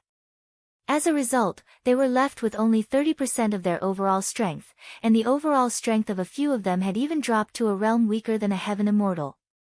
Wu Qi had been recuperating in the mine for several years, and now, he had launched a sneak attack with the overall strength of a 24th tier Heaven Immortal. The 8 girls did not even have the time to see Wu Qi's movement clearly before Wu Qi's fist pierced through their foreheads and shattered their immortal souls. Wu Qi's attack was too fast, too violent, and came with an overwhelming force. Before their immortal items could react, Wu Qi had crushed their immortal souls together with their immortal souls. An immense killing intent lingered in the air. As Wu Qi's body had gone through an intense exercise, the friction between his skin and the air caused waves of hot air to rise from the surface of his skin. When Madman Shui saw the towering killing intent in Wu Qi's eyes, his knees went weak, and he nearly dropped to his knees before Wu Qi. Grabbing Madman Shui's shoulder, Wu Qi said in a deep voice, "Well done. I was afraid that Lu Buwei had already seen Goddess Miao Xian. Since you've stopped him, I'll remember this favor. Guard here, and don't let anyone in who wants to see Goddess Miao Xian. Can you buy me a few more hours?" Madman Shui's ugly face twisted abruptly, revealing a ferocious smile as he said, "Duke of Tianyun, just do what you need to do. If there are any benefits, don't forget about me." Madman Shui gave a strange laugh as he turned to look at Goddess Miao Xian's bedchamber, which was still faintly in sight. He chuckled and said in a low voice, "As for Master, I don't need to give him anything good. The benefits he has received these past 2 years are enormous." Wu Qi grinned, patted Madman Shui's shoulder heavily, then spun and left. While walking, his divine will had already connected with a few celestial fiend puppets near Anhe City. Wu Qi agreed with Madman Shui's words. For the past 2 to 3 years, Lao Ai and goddess Miao Xin had been living in perfect harmony, spending every single day together and meditating on the blissful Zen. How could he be lacking in benefits? Speaking of which, it was strange. Why was it so easy for a man to please a woman? In the parterre, Madman Shui gave the 8 corpses on the ground a glance, then breathed out a long sigh. Clasping his palms before his chest, he began to recite a rebirth scripture under his breath. As Madman Shui recited the scripture, the 8 corpses began to burn and turn into ashes. Amidst the ashes, several hundred thumb-sized strange relics shimmering with a golden gleam were condensed. Madman Shui waved his hand at the relics, causing them to fuse into his body, turning into rolling hot streams that flowed through his entire body. Merciful Buddha. Madman Shui chanted the name of Buddha in a dignified manner, 60% of the energy essence and cultivation base of 8 heaven immortals. The magical divine ability taught by Master is indeed the one and only technique that leads straight to the great Tao. Wonderful. What a pity that Duke of Tianyun kills without batting an eyelid. 8 beautiful girls were killed by him just like that. Recalling how Wu Qi killed the young man brought here by Lu Buwei with an elbow strike, then punched Lu Buwei so badly that he had no choice but to flee with the help of the heavenly ghost mirror, and then immediately launched a violent attack and killed the 8 female immortals with his fist, Madman Shui shuddered, and a chill rose from the soles of his feet to his head. What a strong killing intent this old man has. TSK, Master said he is only a nascent soul cultivator. Have you ever seen a nascent soul cultivator who can kill a heaven immortal with a single punch? After pondering for a long while, Madman Shui spread his arms and said with a bitter smile, Master is blind. Indulging in lust is harmful to the body. A thread of Wu Qi's divine will had been left beside Madman Shui, and when he saw Madman Shui's behavior, Wu Qi could not help but be shocked by the vicious technique Lao Ai had taught him. But, when he heard Madman Shui's last words, Wu Qi nearly burst out laughing. Shaking his head, Wu Qi quickly returned to the mine while controlling the celestial fiend puppets and Su Qin in Anhe City to speed up the operation. Inside a deep and dark mine, over 10,000 cultivators were working hard to excavate ores, while nearly 1,000 patrolling yikshaws were squatting on stalagmites, laughing, gambling, and fighting each other as if they were having fun. When they saw Wu Qi, all the yikshaws rose to their feet and bowed respectfully to Wu Qi. Over the last few years, although Wu Qi had spent most of his time in the stone chamber, studying the Tao of Miaoying Palace's fiend formations, he had shown himself once in a while. Wu Qi was a decisive and ruthless killer, and his ruthless and vicious methods had chilled the hearts of the patrolling yikshaws. The over 10,000 cultivators in the mine had been subdued by Wu Qi, and all their nascent divinities were under Wu Qi's control. It showed that these patrolling yikshaws were really afraid of Wu Qi. Looking at these patrolling yikshaws, Wu Qi shook his head. Miaoying Palace controlled their life and death, so it was impossible for them to follow him. It was a pity that although these patrolling yikshaws possessed decent innate divine abilities, their intelligence was very low. Once they were subdued, they would be very loyal, and would serve as the best guards. But, as Miaoying Palace had subdued them first, Wu Qi did not have the chance to do anything to them. Wu Qi gave these patrolling yikshaws a glance, then shook his head and flew up to a platform on the top of the mine. There was a small teleportation formation here. After those patrolling yikshaws captured some unlucky itinerant cultivators, they would use this formation to send them to the mine. As soon as Wu Qi flew up to the platform, a few patrolling yikshaws near the formation rose to their feet hastily.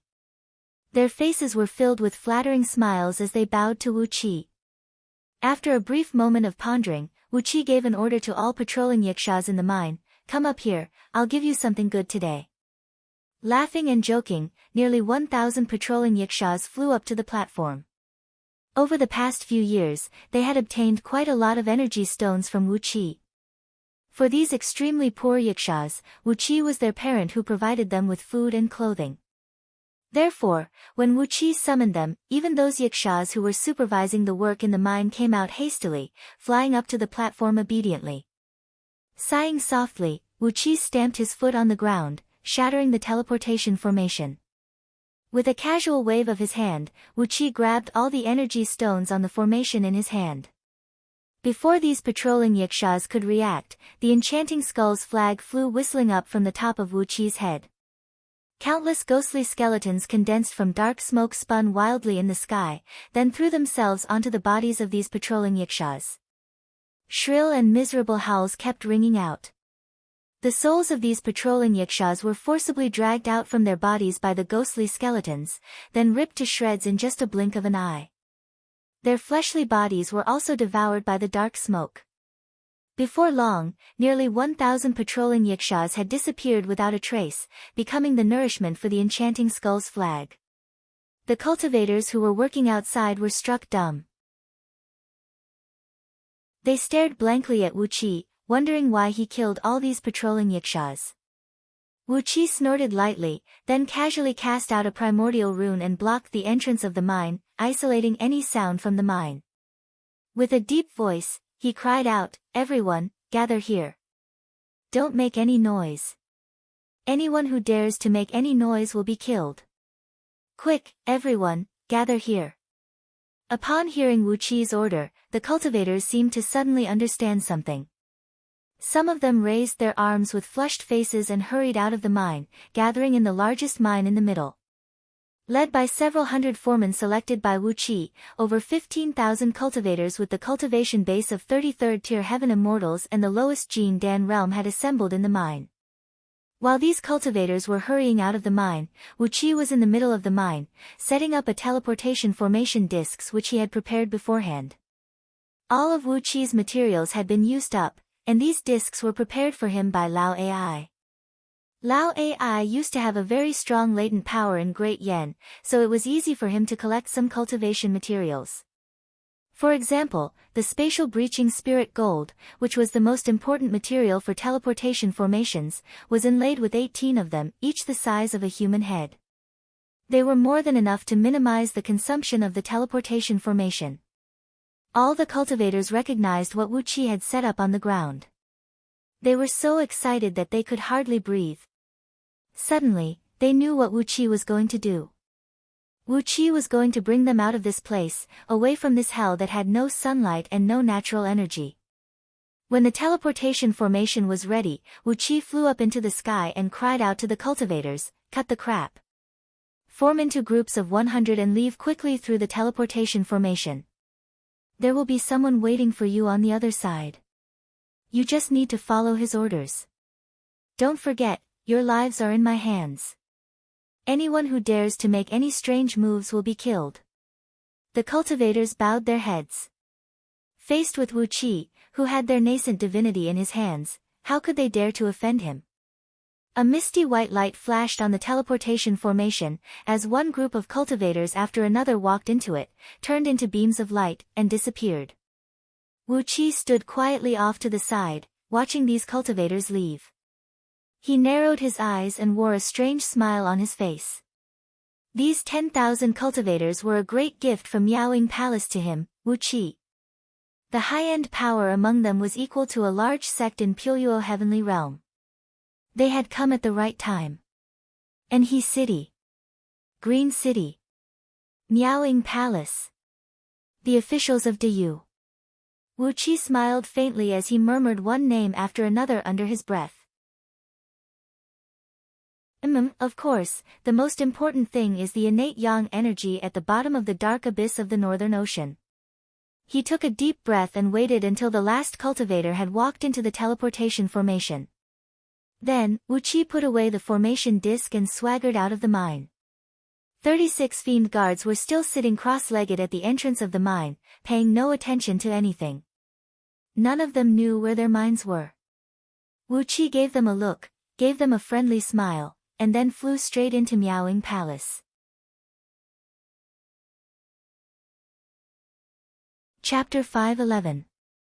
Dozens of female cultivators with excellent physiques, delicate features, and cultivation bases ranging from Jin Dan realm to nascent soul realm were crowding around Reverend Li Yang.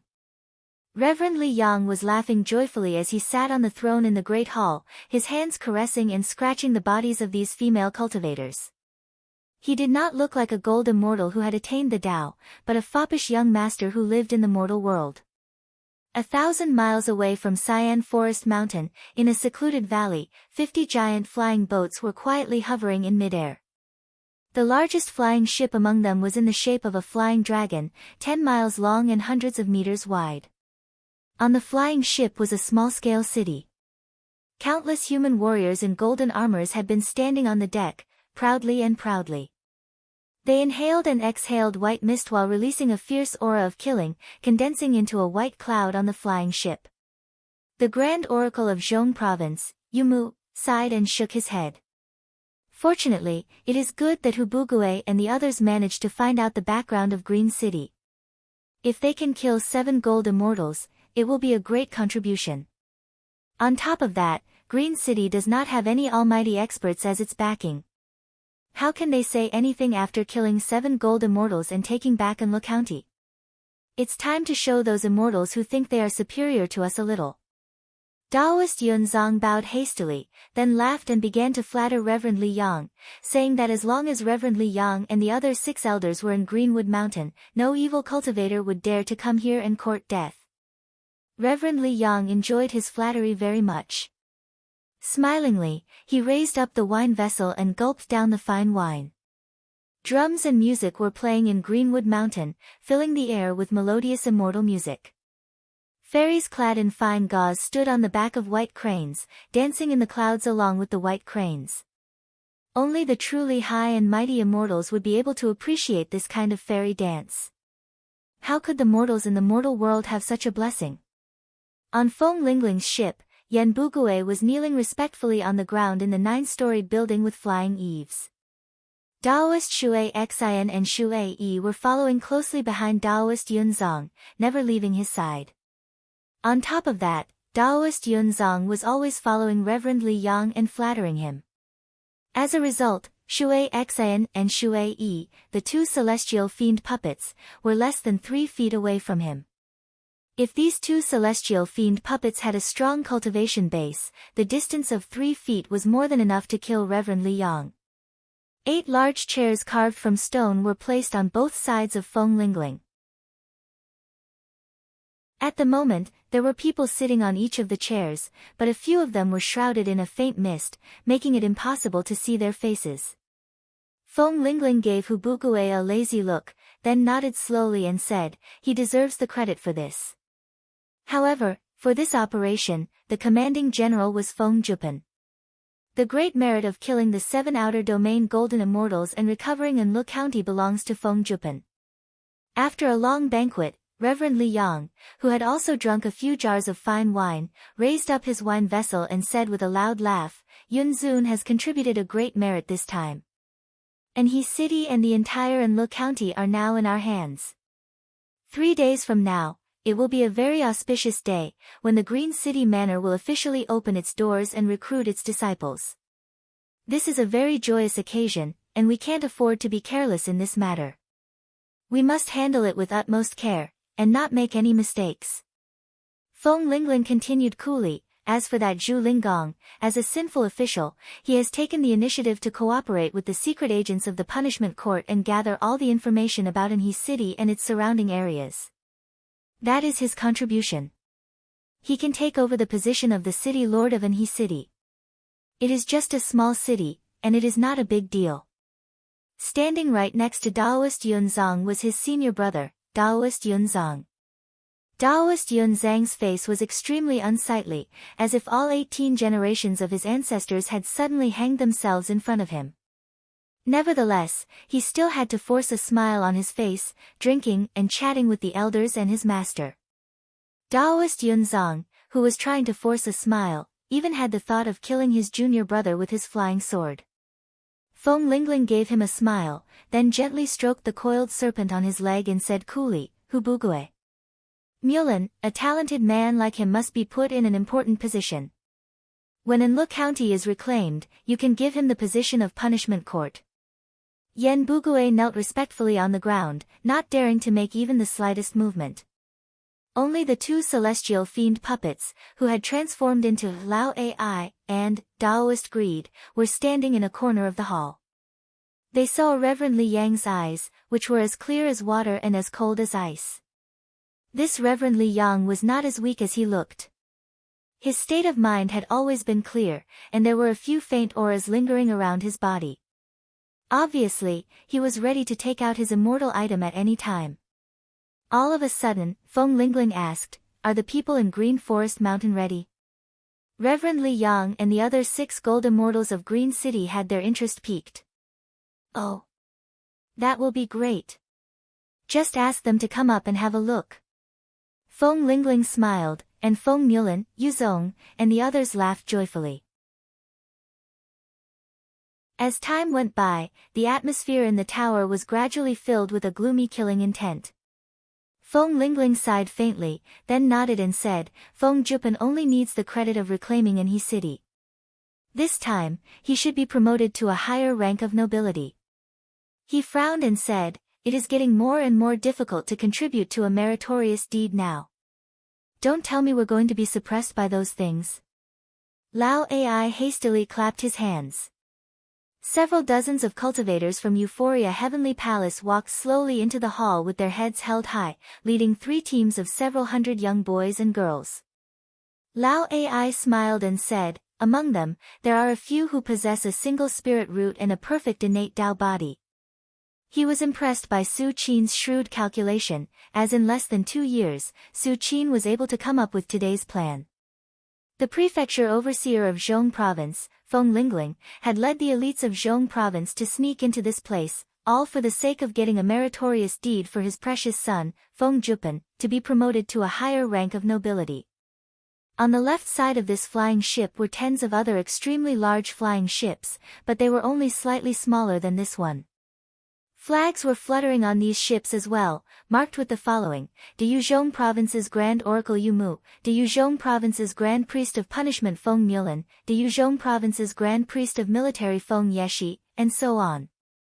On one of the flags, the words De Yuzhong Province's Left Minister Yu Mu could be seen clearly. "Everything is ready," Yan Bugue reported hastily. "Zhu Lingong's son has been taken as a disciple by the Master of Euphoria Heavenly Palace in Enhe City. Because of that, Zhu Lingong has been given the position of Chief Supervisor in Euphoria Heavenly Palace. All of them have been sent to Greenwood Mountain by Zhu Lingong.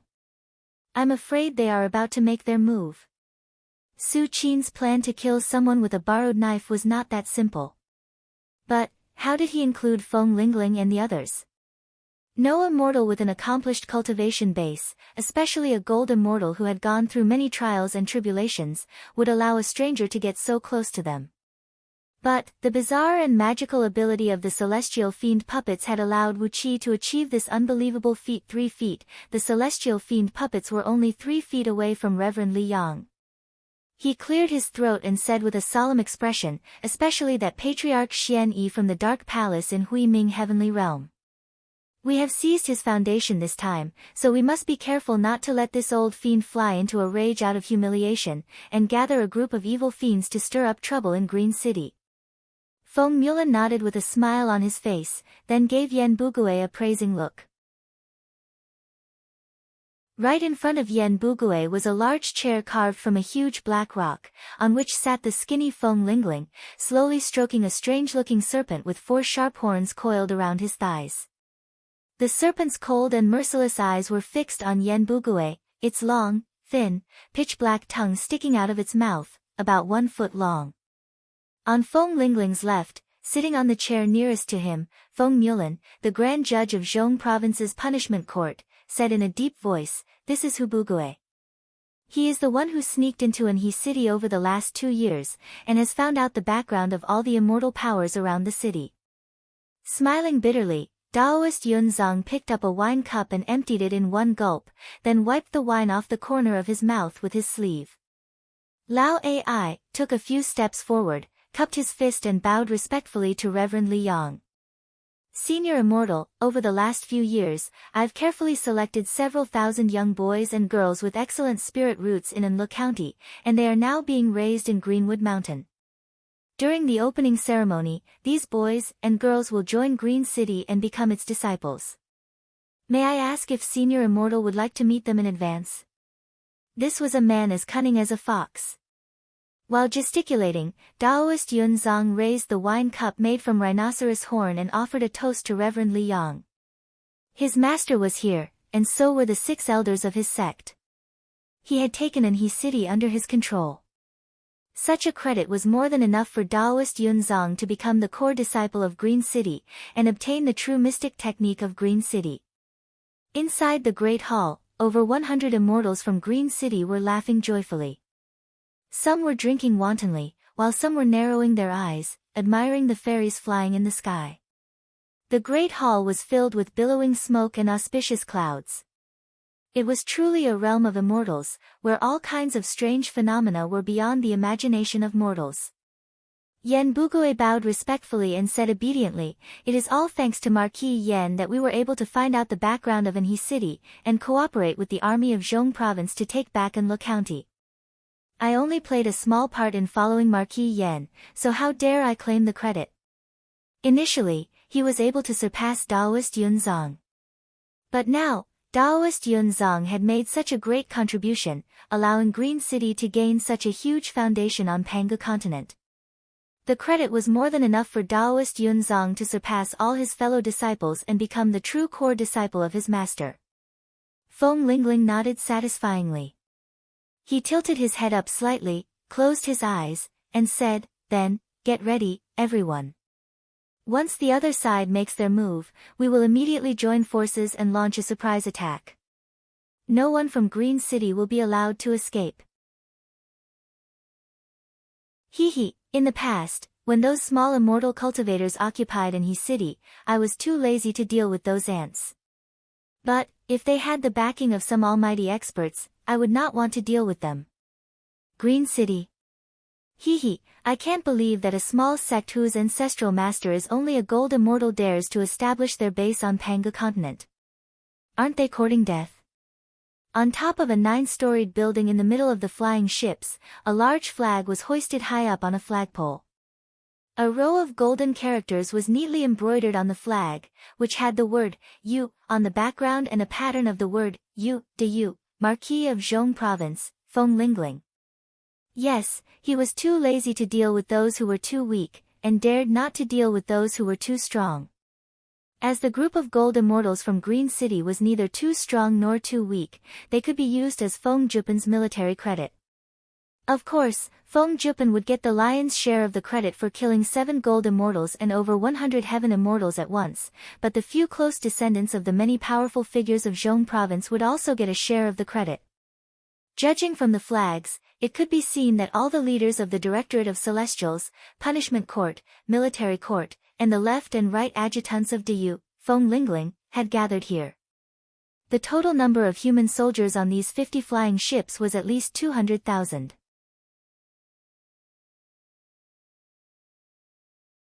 Chapter 5:12. In the Great Hall of Greenwood Mountain, Reverend Li Yang looked down at the hundreds of boys and girls who had been brought into the hall. Each of the boys and girls were carefully selected to be talented cultivators with excellent aptitudes. Among them, there were 4 boys and 5 girls who had immortal bones. Although they had yet to begin their cultivation, their meridians and bones were actually very similar to those of heaven immortals who had made some achievements in their cultivation base. If they were in outer heavenly realms, they would be supreme-grade talents that all the immortal sects would fight for. Only on Panga continent, the birthplace of human beings, could such immortal bones and Tao bodies be born, nourished by some mysterious energy unique to Panga continent. Reverend Li Yang smiled satisfyingly, nodding his head and saying, "Wonderful, too wonderful for words." With a gentle wave of his finger, the 5 girls with immortal bones and Tao bodies floated up gracefully and landed before Taoist Li Yang. Taoist Li Yang studied the 5 girls from head to toe. The oldest was 15 or 16 years old, while the youngest was only 7 or 8 years old. Unable to hide the joy in his heart, he burst into laughter and said, "Wonderful. You are indeed my excellent disciples. Are you willing to acknowledge me as your master?" The other few gold immortal elders of Green City frowned unpleasantly. Who would not like such a beautiful girl? Especially these 5 little girls with immortal bones and bodies of Tao. Each of them was beautiful, and it was not hard to imagine how beautiful they would be after they became heaven immortals and transcended the heavenly tribulations. If he could take them as his disciples, make them his personal slaves, and make them his cultivation vessels, wouldn't that be a great pleasure? The most senior gold immortal elder cleared his throat and said in a deep voice, "Li Yang, there are 9 girls with immortal bones and Tao bodies here. Why don't we divide them equally? I think this little girl and I hit it off very well. It will be the best if she acknowledges me as her master." The old Taoist pointed his finger at the tallest girl among the 5 girls, who had a pair of delicate eyebrows and looked very handsome. Reverend Li Yang's face flickered. He frowned and gave the 6 gold immortal elders a look, then sighed softly. He intended to monopolize the 5 virgin girls, but it seemed that this was impossible. Reverend Li Yang considered himself a playboy, and his favorite hobby was to linger among female immortals. But, among all the female immortals he had met in the past, apart from Lady Dark Goldwater, who was born with an immortal bone and body of Tao, he had never seen such a beautiful virgin girl. Reverend Li Yang breathed out a long sigh, then brought both girls into his arms. He shook his head and sighed, "Forget it, so be it. After all, this property was occupied by Yunzun, and this green city manor of Greenwood Mountain was built by my disciple through untold hardships."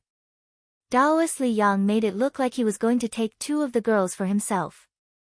The other 6 golden immortal elders had no choice but to communicate with each other through their divine will. After a series of exchanges, the most senior golden immortal elder took 1 girl and 1 boy as his disciples, while the other 5 golden immortal elders took the rest of the boys with immortal bones and Tao bodies. Fearing that these precious talents with immortal bones and Tao bodies would be hurt, Reverend Li Yang and the other gold immortals of Green City had ordered the boys and girls to serve them. Reverend Li Yang did not care about what others thought of him. With a strange smile on his face, he forced 2 girls to sit on his lap, then picked up a cup of wine and fed it to the 2 new disciples. The 9 boys and girls with immortal bone and body of Tao were very obedient. They obediently listened to the few gold immortal elders, and greeted Reverend Li Yang and the others with soft words, which made them very happy. Under the guidance of Lao Ai, the cultivators of Euphoria Heavenly Palace brought all kinds of rare spirit fruits and spirit herbs to them. The boys and girls eagerly took the spirit fruits and spirit herbs, then fed them into the mouths of the gold immortal elders. As experienced gold immortals, Reverend Li Yang and the others would carefully examine the appearance and aura of each spirit fruit before they ate it. But, the fruits prepared by Lao Ai were fruits of some spirit herbs that contained great power and could greatly replenish one's energy. All the fruits would only be beneficial to immortal cultivators, and would not bring any harm to them. The 7 gold immortals, who were in a good mood, were even more delighted. They gulped down the wine and ate the spirit fruits, and gradually, a playful look could be seen on their faces. With a strange smile on his face, Reverend Li Yang picked up a wine cup and was about to pour wine to the girls in his arms, whose faces were flushed from drinking too much. Suddenly, the 2 girls fished out 2 bone talismans from under their sleeves, each about the size of a palm and made of some unknown black bone. Reverend Li Yang was taken aback. He unleashed his divine will and was about to figure out the origin of the bone talismans. Suddenly, a blinding light burst out from both bone talismans at the same time, and 2 beast souls rushed out of the light. Accompanied by a deafening roar, the beast souls pierced through Reverend Li Yang's chest and the throne behind him, knocking him backward and sending him flying far into the distance, leaving a trail of golden blood behind him. Reverend Li Yang's gold immortal item had been activated by itself when the bone talismans burst out with the blinding light, unleashing 3 layers of red, white, and blue light to protect his body. But, the beast souls unleashed by the 2 bone talismans came with a tremendous suppressive force, which rendered the item spirits in the gold immortal item unable to move. The gold immortal item did not play any defensive role, and his immortal body was pierced by the beast souls. Reverend Li Yang howled miserably as he was knocked flying hundreds of feet away. Suddenly, he hovered in midair and steadied himself. There was a hole the size of a wash basin in his chest, but countless rays of golden light were flowing rapidly in it, while countless granulation tissues were growing out of it. The granulation tissues were intertwining with each other, and it looked like they were about to mend his body. But, all of a sudden, all the flesh sprouts withered at the same time. The pale golden flesh sprouts turned pitch black, then fell off his body and fell to the ground like dead tree roots. Reverend Li Yang stared blankly at the flesh sprouts falling off his body, then cried out in horror as if he had just seen a ghost. How could this be? How could it be poisoned? Poisoned? How? At the same time when Reverend Li Yang was severely wounded, the other 6 gold immortals of Green City were also wounded by the boys and girls who served them. Among the 6 gold immortals, the one with the lightest injury had lost his left arm, and the one with the heaviest injury had half of his head turned into nothingness by the beast souls that rushed out of the bone talismans. Of the 7 gold immortals, only 3 were able to fight back in time. But, as soon as their gold immortal items were unleashed, a blinding light burst out from the boys and girls. Sets of strange armors, constructed with countless thumb-sized bone chips, wrapped around the boys and girls, completely shielding them. When the gold immortal items slammed onto the bone chips, several tens of thousands of bone chips burst into a blinding light at the same time, while countless runes burst out from them. The gold immortal items produced ear-splitting whistling noises as numerous bone chips were shattered. But, the few boys and girls who were attacked still managed to escape safely, leaping out of the grand hall with just a few leaps. Taoist Yunzong was struck dumb with fear. "What is going on?" he roared hoarsely. "Master, what is going on?" Taoist Yunzong was wild with joy. Pointing a finger at Taoist Yunzong, he bellowed, "Junior brother, how dare you plot to betray the sect? You deserve to die." "No, I didn't. Master, I didn't do that." Taoist Yunzong bellowed furiously. Before his words could fade away, Shui Xian, who had been standing next to Taoist Yunzong, let out a long cry. He curled up his body and slammed towards Taoist Yunzong, unleashing a beam of fiend flame that blotted out his face. "Yunzong, cut the crap. Both of us have found you an eyesore since a long time ago. You deserve to die here today." Taoist Yunzang's body swayed as he stared at Shui Xian in horror. How could his disciple, his most beloved disciple, use the fiend flame, which was the specialty of cultivators from the Fiend League? Yunzong laughed wildly. With a sway of his body, a watercolored vase shot out from the top of his head, sending out a stream of water that rushed down and blocked the fiend flame unleashed by Shui Xian. Taoist Yunzong cried out joyfully, "Master, the evidence is conclusive. It is Junior brother who seduced fiend immortals and plotted against you." Reverend Li Yang's expression flickered in an instant. A bizarre poison was surging in his body. Not only was it corroding his fleshly body, it was also suppressing his immortal soul, causing his overall strength to drop by 30%. For a gold immortal, the drop of 30% of his cultivation base was more than enough to kill him.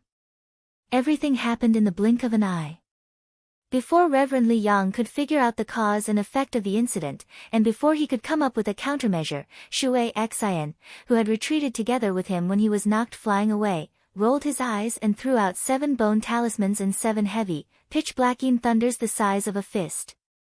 Just like the bone talismans unleashed by the few boys and girls, the beast souls that darted out amidst the blinding light shattered the limbs of Reverend Li Yang and the other gold immortals of Green City, and nearly destroyed the immortal bodies of 2 gold immortals. Meanwhile, the 7 thunders exploded near them. The power of the explosion was not strong, as it only produced a clump of pitch-black cloud that wheeled around the 7 gold immortals. Deep, muffled thunderclaps kept ringing out of it. No one in the Great Hall could feel the power of the thunders, but Reverend Li Yang shrieked as if he had just seen a ghost, Immortal Destruction Talisman and Immortal Execution Thunder. Bastard! These are the vicious tricks secretly concocted by the Directorate of Celestials of the human race. Shrill cries rang out incessantly. When Reverend Li Yang and the other gold immortals rushed out of the dark cloud, they were badly mutilated. The 7 dignified immortals were now as ferocious as evil ghosts. Taoist Yunzong howled at the top of his voice, "Master, I really have no idea what is going on."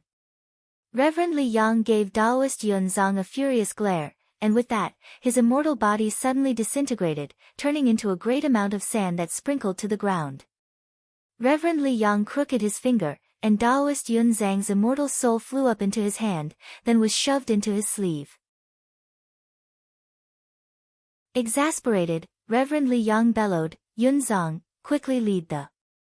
But before he could finish his words, the sound of drums and horns was heard coming from a distance, as 50 giant flying ships had arrived above Greenwood Mountain with a monstrous killing intent. Several thousand oracles from the Directorate of Celestials sat cross-legged on the ships, each with a large bone talisman hovering above their heads. Then, they pressed their palms before their dantian and performed an incantation gesture. Amidst the muffled chanting of an incantation, a restrictive barrier that measured 100 miles in circumference enveloped the entire Greenwood Mountain. Reverend Li Yang roared furiously. With a backhand gesture, he pointed a finger at Shui Yi, who stood right next to him. But, both Shui Yi and Shui Xin were long gone. Reverend Li Yang did not even know how they escaped. Suddenly, Feng Lingling's feminine voice rang out in the sky, 7 gold immortals and 107 heaven immortals of Green City, kill yourselves now, and I'll spare one of your broken souls for reincarnation. Among the 107 heaven immortals, there are 32 female immortals. You can live. Hee, I love to pity you the most. Many figures rushed down from the flying ships, including Feng Lingling and many other powerhouses of Zhong province.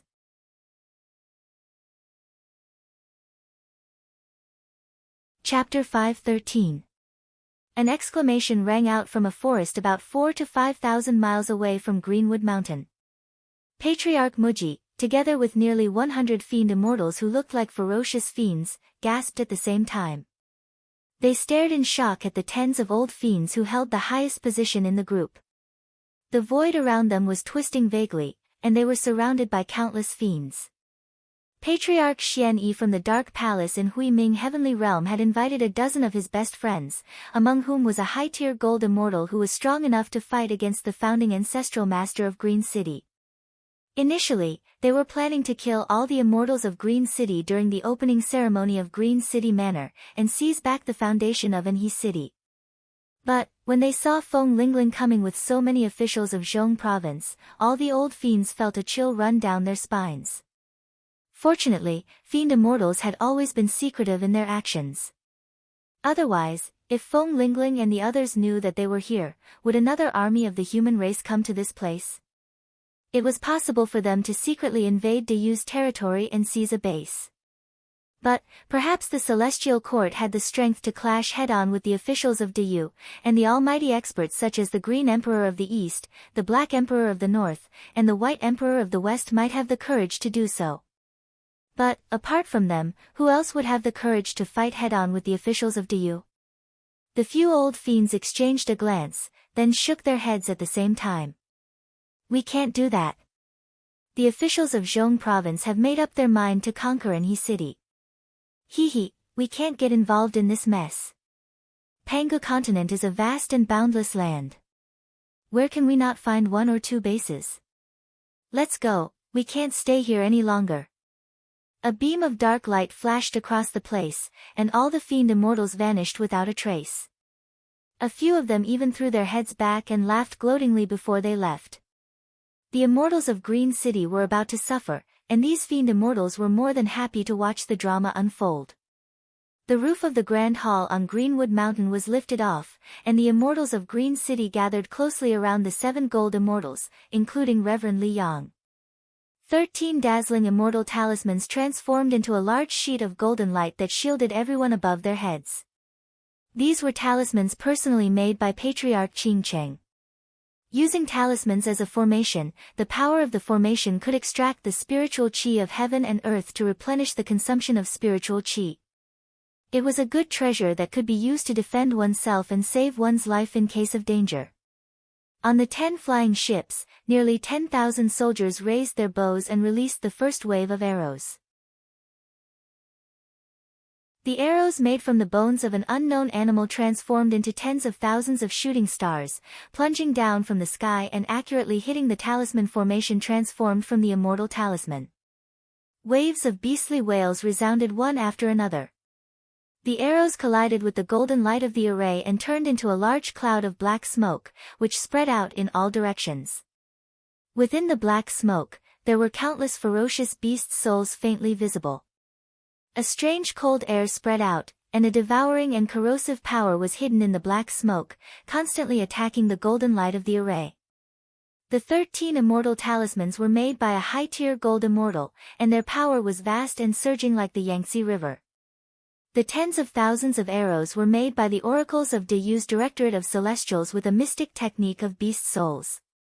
Each arrow was as big as a boulder, and when they were thrown into the Yangtze River, they occupied a large part of the river and slowed down the flow of the river. When the arrows hit the golden light of the array, the light gradually dimmed, and some of the runes written with golden lacquer on the immortal talismans became dark and indistinct, as if they had rusted. Reverend Li Yang's face fell.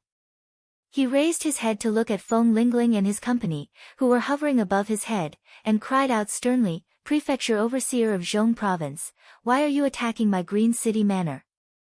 The great serpent that Feng Lingling loved so dearly was coiled around his waist, its head resting on his shoulder, and its forked tongue licking his cheek from time to time. Upon hearing Reverend Li Yang's question, Feng Lingling said coolly, "My son, Feng Jupan, needs to be promoted to nobility with military exploits.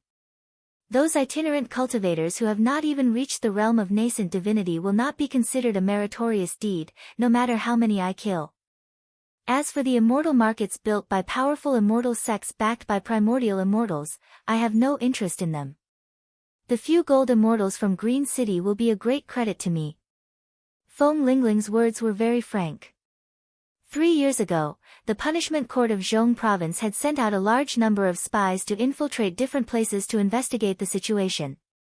Most of the places are occupied by itinerant cultivators, and the strongest among them is merely a heaven immortal. Only Greenwood Mountain Inn and He City will have a few gold immortals to hold the opening ceremony. If I don't seize this opportunity, Feng Jupan will miss the opportunity to be promoted to nobility. Reverend Li Yang was trembling with rage. How could Feng Lingling use a mighty gold immortal from Green City as a stepping stone for his son to be promoted to nobility? Pointing a finger at Feng Lingling, Reverend Li Yang bellowed, "Aren't you afraid of Green City's revenge?" Feng Lingling frowned and said straightforwardly, "According to the information provided by the Protector of Earth from Feng Clan in Outer Heavenly Realms, the founding ancestral master of Green City is just a gold immortal. Without the support of a primordial immortal, why should I be afraid of you? You. Reverend Li Yang was so angry that he nearly coughed blood. His body trembled as he stared at Feng Lingling, clenching his jaws so tightly that he wished he could tear a few pieces of flesh from Feng Lingling's body.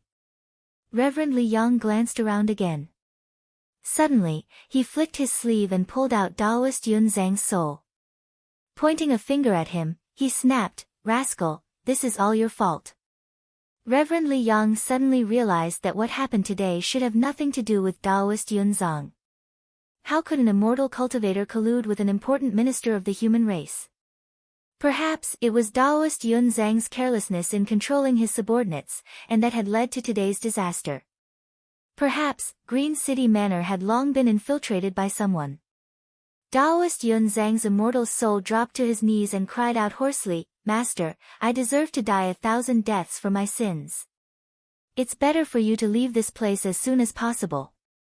Pointing his finger at the inner hall behind the Great Hall, Daoist Yun Zhang cried out, "There is a teleportation formation behind that, which leads straight to a secret cave 300 million miles away. This is the teleportation formation I personally constructed, just in case of emergency. Master and elders, leave this place at once. Even if I have to risk my soul, I'll fight desperately to buy time for Master and elders to escape." Reverend Li Yang glanced at the messy hall, where the carefully selected boys and girls were running and screaming, and some of the more timid ones had even fainted. Reverend Li Yang frowned as he fixed his gaze at Daoist Yun Zhang and said with a cold grin, "Fine, you will guard this place until you die. If something bad happens to you, I'll take good care of your family." Reverend Li Yang's meaning was clear. If Daoist Yun Zhang died here to cover for him, he would take good care of his family in Green City. If Taoist Yunzong fled in fear of death, he could not blame Reverend Li Yang for killing his family. Taoist Yunzong clenched his jaws and gave Reverend Li Yang a heavy kowtow. Then, his expression changed abruptly, as a thick blood-red mist rolled out from under his feet and quickly enveloped his entire body. Taoist Yunzong was trembling violently, and in just a blink of an eye, he had transformed into a ferocious fiend, standing 60 feet tall, his body covered in thick scales, and his head bristling with sharp horns. Reverend Li Yang nodded satisfyingly, then sighed and said, "Broken stars and broken moon art. Well, I'll take good care of your family." With a flick of his sleeve, Reverend Li Yang rolled up all the boys and girls in the Great Hall, then brought all the immortals of Green City and quickly disappeared into the inner hall. The broken stars and broken moon art was a vicious curse secretly taught to him by the ancestral master of Green City. It would only be triggered when there was no other choice. With Taoist Yunzang's cultivation base as a lower-grade heaven immortal, he could borrow the power of the fiend kings of extraterritorial domains to draw out all the bad karma he had accumulated over thousands of reincarnations. At the cost of his endless life, he could burn the bad karma, elevating his overall strength to the same level as a lower-grade gold immortal in half an hour. After about 8 minutes with the overall strength of a gold immortal, Taoist Yunzang's soul would perish, leaving no trace of his existence behind. The destructive energy, produced during this process would become the best tonic for the fiend kings of extraterritorial domains. With the temporary power of a gold immortal, Taoist Yunzang, who had transformed into the shape of a fiend god, bellowed furiously, "Who is the one who schemed against me?" With a towering rage, Taoist Yunzang grabbed at the immortal talismans hovering in midair. All 13 immortal talismans transformed into golden beams and plunged into his palms at the same time. At the moment, Taoist Yunzang was burning the bad karma he had accumulated over thousands of reincarnations, giving him an almost endless immortal energy and an unimaginable overall strength. He forcibly crushed the 13 immortal talismans into a ball, transforming them into a golden sword that looked almost corporeal. Then, he swung it backhandedly toward Feng Lingling, who was hovering in midair. Feng Lingling snorted coldly and flicked his finger disdainfully. Clang! The golden sword shattered into pieces. Feng Lingling's face turned pale, and his body shuddered violently as he was thrown several hundred miles up into the sky. His skin was torn inch by inch, from the tip of his right hand all the way to his elbow, exposing the bloody muscles underneath. Feng Lingling bellowed furiously, "A cornered dog will jump over a wall in desperation. Everyone, follow me and kill this fiend together." Yu Mu, the Grand Oracle of Zhong Province, smiled faintly as he fished out 3 pieces of broken bones from under his sleeve and threw them out with a flick of his wrist. The bones flew out and transformed into 3 balls of green thunder flame the size of a water tank. Then, they smashed down and hit the top of Taoist Yunzang's head. 3 loud booms rang out, and all the palaces and pavilions in Greenwood Valley vanished amidst the green thunderbolts, while a large stretch of mountains and rivers were reduced to powder. Taoist Yunzang vanished amidst the thunderbolts, leaving behind only a teleportation formation hovering in midair, flickering with a cold gleam in the once bustling Greenwood Mountain. Vaguely, Reverend Li Yang and the others could be seen blinking and vanishing into the formation. Grinning coldly, Yu Mu quickly threw out 360 bones, which spun and plunged into the teleportation formation. After that, he recited a few incantations under his breath and cried out in a deep voice, "Stars shift, deities and ghosts freeze. Quick, I can only lock down this teleportation formation for 3 seconds." As his voice echoed out, Feng Lingling took the lead, followed by the Grand Oracle of Zhong Province, the Punishment Minister, the Military Minister, and the other important ministers, as well as several thousand military officers of the human race, who all transformed into beams of cold light and rushed into the teleportation formation. A strong light flickered above the teleportation formation, shattering all 360 bones, and turning the entire formation into nothingness amidst the blinding light.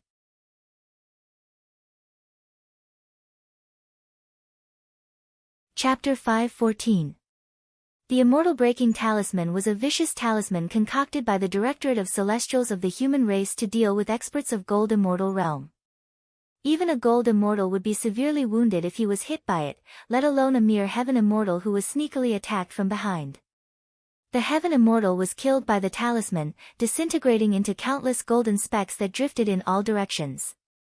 As for Goddess Miao Xian, she had been indulging in Lao Ai's tenderness and strong desire for the past 2 years, and was now engaged in a fierce battle with Lao Ai. How could she have the mood to deal with the affairs of Miaoying Palace? She would never come to this grand hall, which was usually used to welcome Miaoying Palace's exits. Soundless thunderbolts blanketed the grand hall. Those virgin boys and girls who did not possess any cultivation base, and were not even given the chance to let out a miserable howl, were all ripped to shreds by the thunderbolts, and even their souls were turned into nothingness. Because of the brutal attack of the 3 Gold Immortals, only about 30 human warriors clad in white bone armors and wielding bone talismans were left unscathed in the hall. The Right General of the Military Court of Deyu, the General of Deyu's Pishio General Feng Qinglu, is here. Feng Qinglu gave a loud cry. The beast soul of Gale behind her back moved abruptly, and in just a blink of an eye, she had come before Reverend Li Yang. The strange-shaped spear pierced through 2 layers of the tricolored defensive light around Reverend Li Yang. At the same time, a strange-shaped spear appeared in her hand. The 18 feet long spear was green in color, and its shaft was densely covered with feathers that looked like they were pieced together by countless feathers. When the spear thrust forward, all the feathers were spinning and dancing, producing countless tiny green whirlwinds that whistled through the air as they pierced straight toward Reverend Li Yang's forehead. One of the virgin boys who was thrown out just now suddenly let out a shrill scream. He pulled out an Immortal Breaking Talisman from under his sleeve and threw it toward the Heaven Immortal. A beast soul shaped like a great serpent dashed out of the Immortal Breaking Talisman while letting out a shrill cry, transforming into a beam of dark light that pierced through the Heaven Immortal's chest from behind. The vast power of the beast soul shattered half of the Heaven Immortal's body, while a wisp of his immortal soul transformed into a wisp of smoke and drifted away. Patriarch Miaoying was in the middle of crafting the fiend treasure in the bottomless abyss. She could not move for several dozens of days, and she did not even have the ability to scan the surroundings with her divine will. He glared at Reverend Li Yang, and a vast amount of water and flame burst out of his eyes. They merged into one and transformed into a blue flying knife in just a blink of an eye, thrusting toward the teleportation formation. It was the trinascent divine blade, which Reverend Li Yang had cultivated painstakingly for countless periods. He had condensed the laws of water and fire, twisted the laws, and transformed the power of water and fire into the energy of gold element. As the saber slashed down, the sharpness of Gungjin, the gentleness of Gue water, and the berserk power of Gungjin merged into one, giving birth to an unprecedented power that could destroy everything. Bastard! Feng Qinglu, who was desperately dodging Reverend Li Yang's attack, flew into a great rage upon witnessing the ruthless attack of Green City's Gold Immortal. Suddenly, her body disintegrated, transforming into a strong green wind that swept out in all directions. 3 beams of blue light pierced through the disintegrating wind, while the Great Seal pressed down on the wind that was spreading in all directions. Reverend Li Yang cried out with fear. He did not have the time to unleash another trinascent divine blade to destroy the teleportation formation. Instead, he opened his mouth and spat out 3 trinascent divine blades at the same time, turning them into beams of blue light that pierced straight toward Feng Qingliu's face, chest, and lower abdomen. At the same time, a green seal shaped like a small mountain shot out from Reverend Li Yang's sleeve. In just a blink of an eye, it had transformed into a small mountain that measured several tens of feet in circumference and smashed down toward Feng Qinglu. A Green City Heaven Immortal obeyed the order and thrust his sword toward the teleportation formation. It was an easy task to destroy a teleportation formation with the overall strength of a Heaven Immortal. When Reverend Li Yang brought all the immortals of Green City and rushed toward the teleportation formation in the inner hall, a strange smile appeared on Wuqi's face as he nodded slowly and said, "It has begun. May the heaven bless me and allow me to obtain that thread of innate yang energy." Right at this moment, 360 white bones appeared out of thin air above the teleportation formation. Accompanied by the chanting of an incantation, a large sheet of white light burst out of the bones, which condensed into thousands of strange runes and sealed off the void around the teleportation formation. Reverend Li Yang was taken aback. The art of sealing off the void. Damn you, great oracle of the Directorate of Celestials. Feng Qinglu snorted coldly. With a sway of her body, she sprung into the distance like a ghost. Reverend Li Yang snorted coldly. Just as he was about to say something, the three gold immortals smashed the white bones above the teleportation formation. But, before they could do anything to destroy the formation, one figure after another flashed out of it. Feng Lingling and all the important ministers of Zhong province rushed out of the formation. The faces of everyone in the Great Hall fell instantly. Three gold immortals exercised their divine abilities and hacked at the teleportation formation at the same time, while the other three gold immortals pushed their palms in all directions. However, the trinascent divine saber followed closely behind Feng Qinglu as if it was a living creature with its own intelligence. Amidst a series of sizzling noises, three blue saber beams did not leave Feng Qinglu's body. Emanating a faint chill, the saber beams were about to pierce through her body. However, a single saber beam had struck 360 white bones at the same time. This was the ability of a gold immortal. In that split second, the saber beams tore through the void and compressed the space where the 360 white bones were. Therefore, in the eyes of the onlookers, the saber beams had struck all 360 white bones at the same time. Strange, what is this place?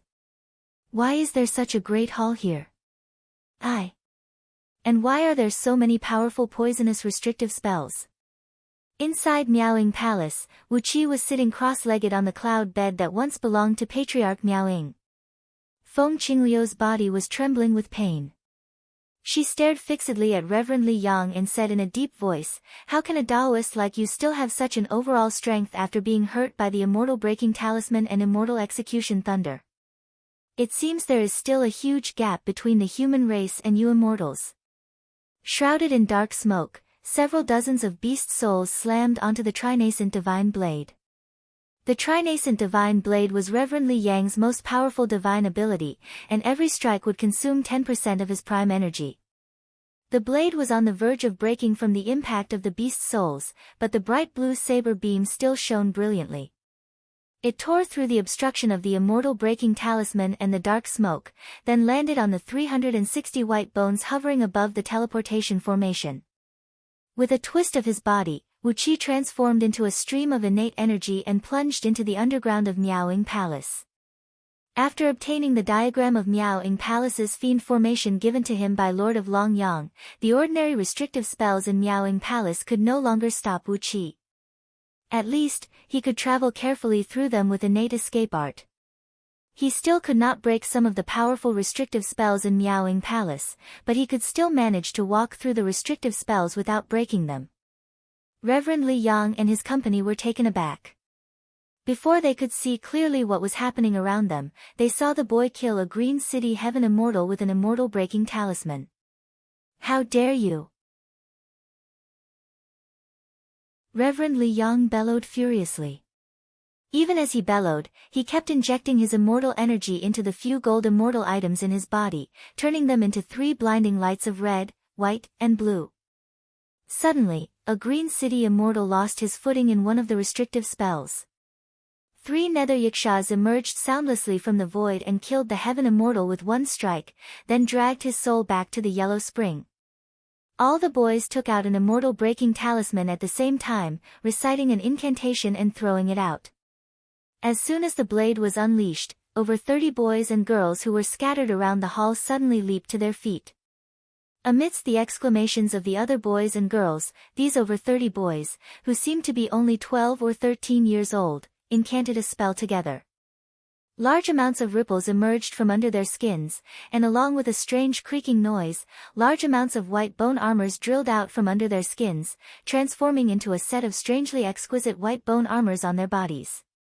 King Zhang Qiu, who had an ambiguous relationship with Miaoying Palace, was being pestered by Lord of Longyang. With the help of Lord of Longyang, King Zhang Qiu was either immersed in the pink battle, or drunk with countless fine wines. It was impossible for him to be here. This is not us, not the restrictive spells of Green City. Reverend Li Yang cried out sternly. A series of cracking noises echoed out as the runes shot out from the white bones were shattered. The power of the trinascent divine blade was incredible, as the energies of water, fire, and gold had transformed into a strange, newborn force. Nearly half of the white light emitting from the white bones were shattered, and about 40 to 50 of them had tiny cracks on them. Damn it! A loud cry rang out. Suddenly, a petite little girl leaped up into the air from among the boys and girls who were clad in white bone armors. Her body expanded rapidly, and in just a blink of an eye, she had grown to the size of an adult girl who was 18 or 19 years old. She was a beautiful girl with a curvaceous body and a very sexy appearance. A shrill cry echoed out as a gust of strong green wind rushed up from the top of her head, amidst which, a beast's soul of gale could be vaguely seen. The enormous divine bird spread its claws and swung them down towards Reverend Li Yang. All the fiend cultivators in Miaoying Palace strictly obeyed their posts, and dared not to take a step or say a word unless they were summoned.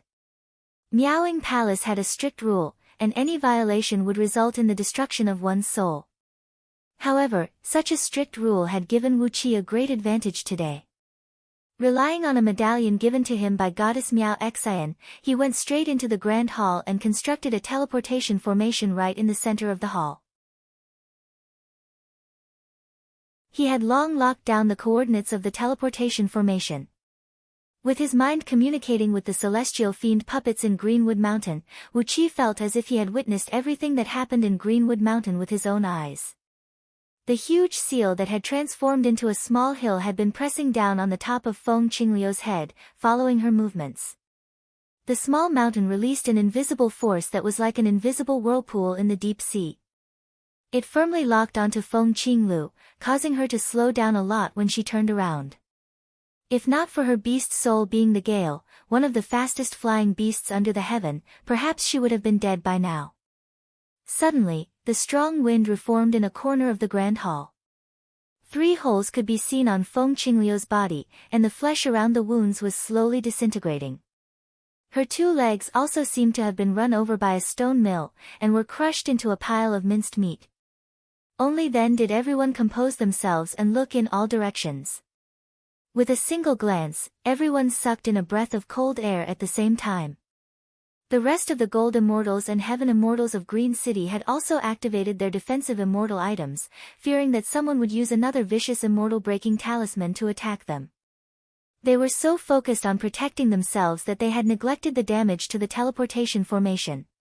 In less than a second after Wu Qi disappeared, 7 Gold Immortals of Green City, including Reverend Li Yang, as well as over 100 Heaven Immortals of Green City, emerged from the teleportation formation at the same time. Reverend Li Yang rolled up his sleeve and threw out the several hundred boys and girls he had kept in it. "Destroy the teleportation formation," he cried out sternly. "Don't let those damn fellows catch up with us." Feng Lingling chuckled coldly. Hovering midair in the grand hall, he glanced around in surprise. If it were those top-notch third-tier gold immortals, they could kill tens of thousands of targets that were millions or even hundreds of millions of miles away at the same time with just one sword strike. As long as they were within the coverage of their divine will, they could kill the targets they wanted to kill at the same time. That was the fearsome overall strength that could destroy everything. While Reverend Li Yang was fighting, the other few gold immortals of Green City had finally struck.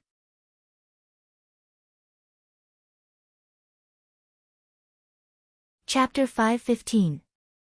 A Fiend Formation. Feng Lingling cried out in shock. Feng Lingling gave a loud cry and spun his head to look at the teleportation formation he came from. His heart sank. He had no idea when the formation had shattered to pieces, and the shadow of a yiksha was slowly disappearing from the sky above it. He also sensed that a sticky force was slowly pressing down from the void around him. The void in all directions had been locked down, and it was impossible for him to construct a teleportation formation to escape. No one in the Great Hall dared to make any reckless moves.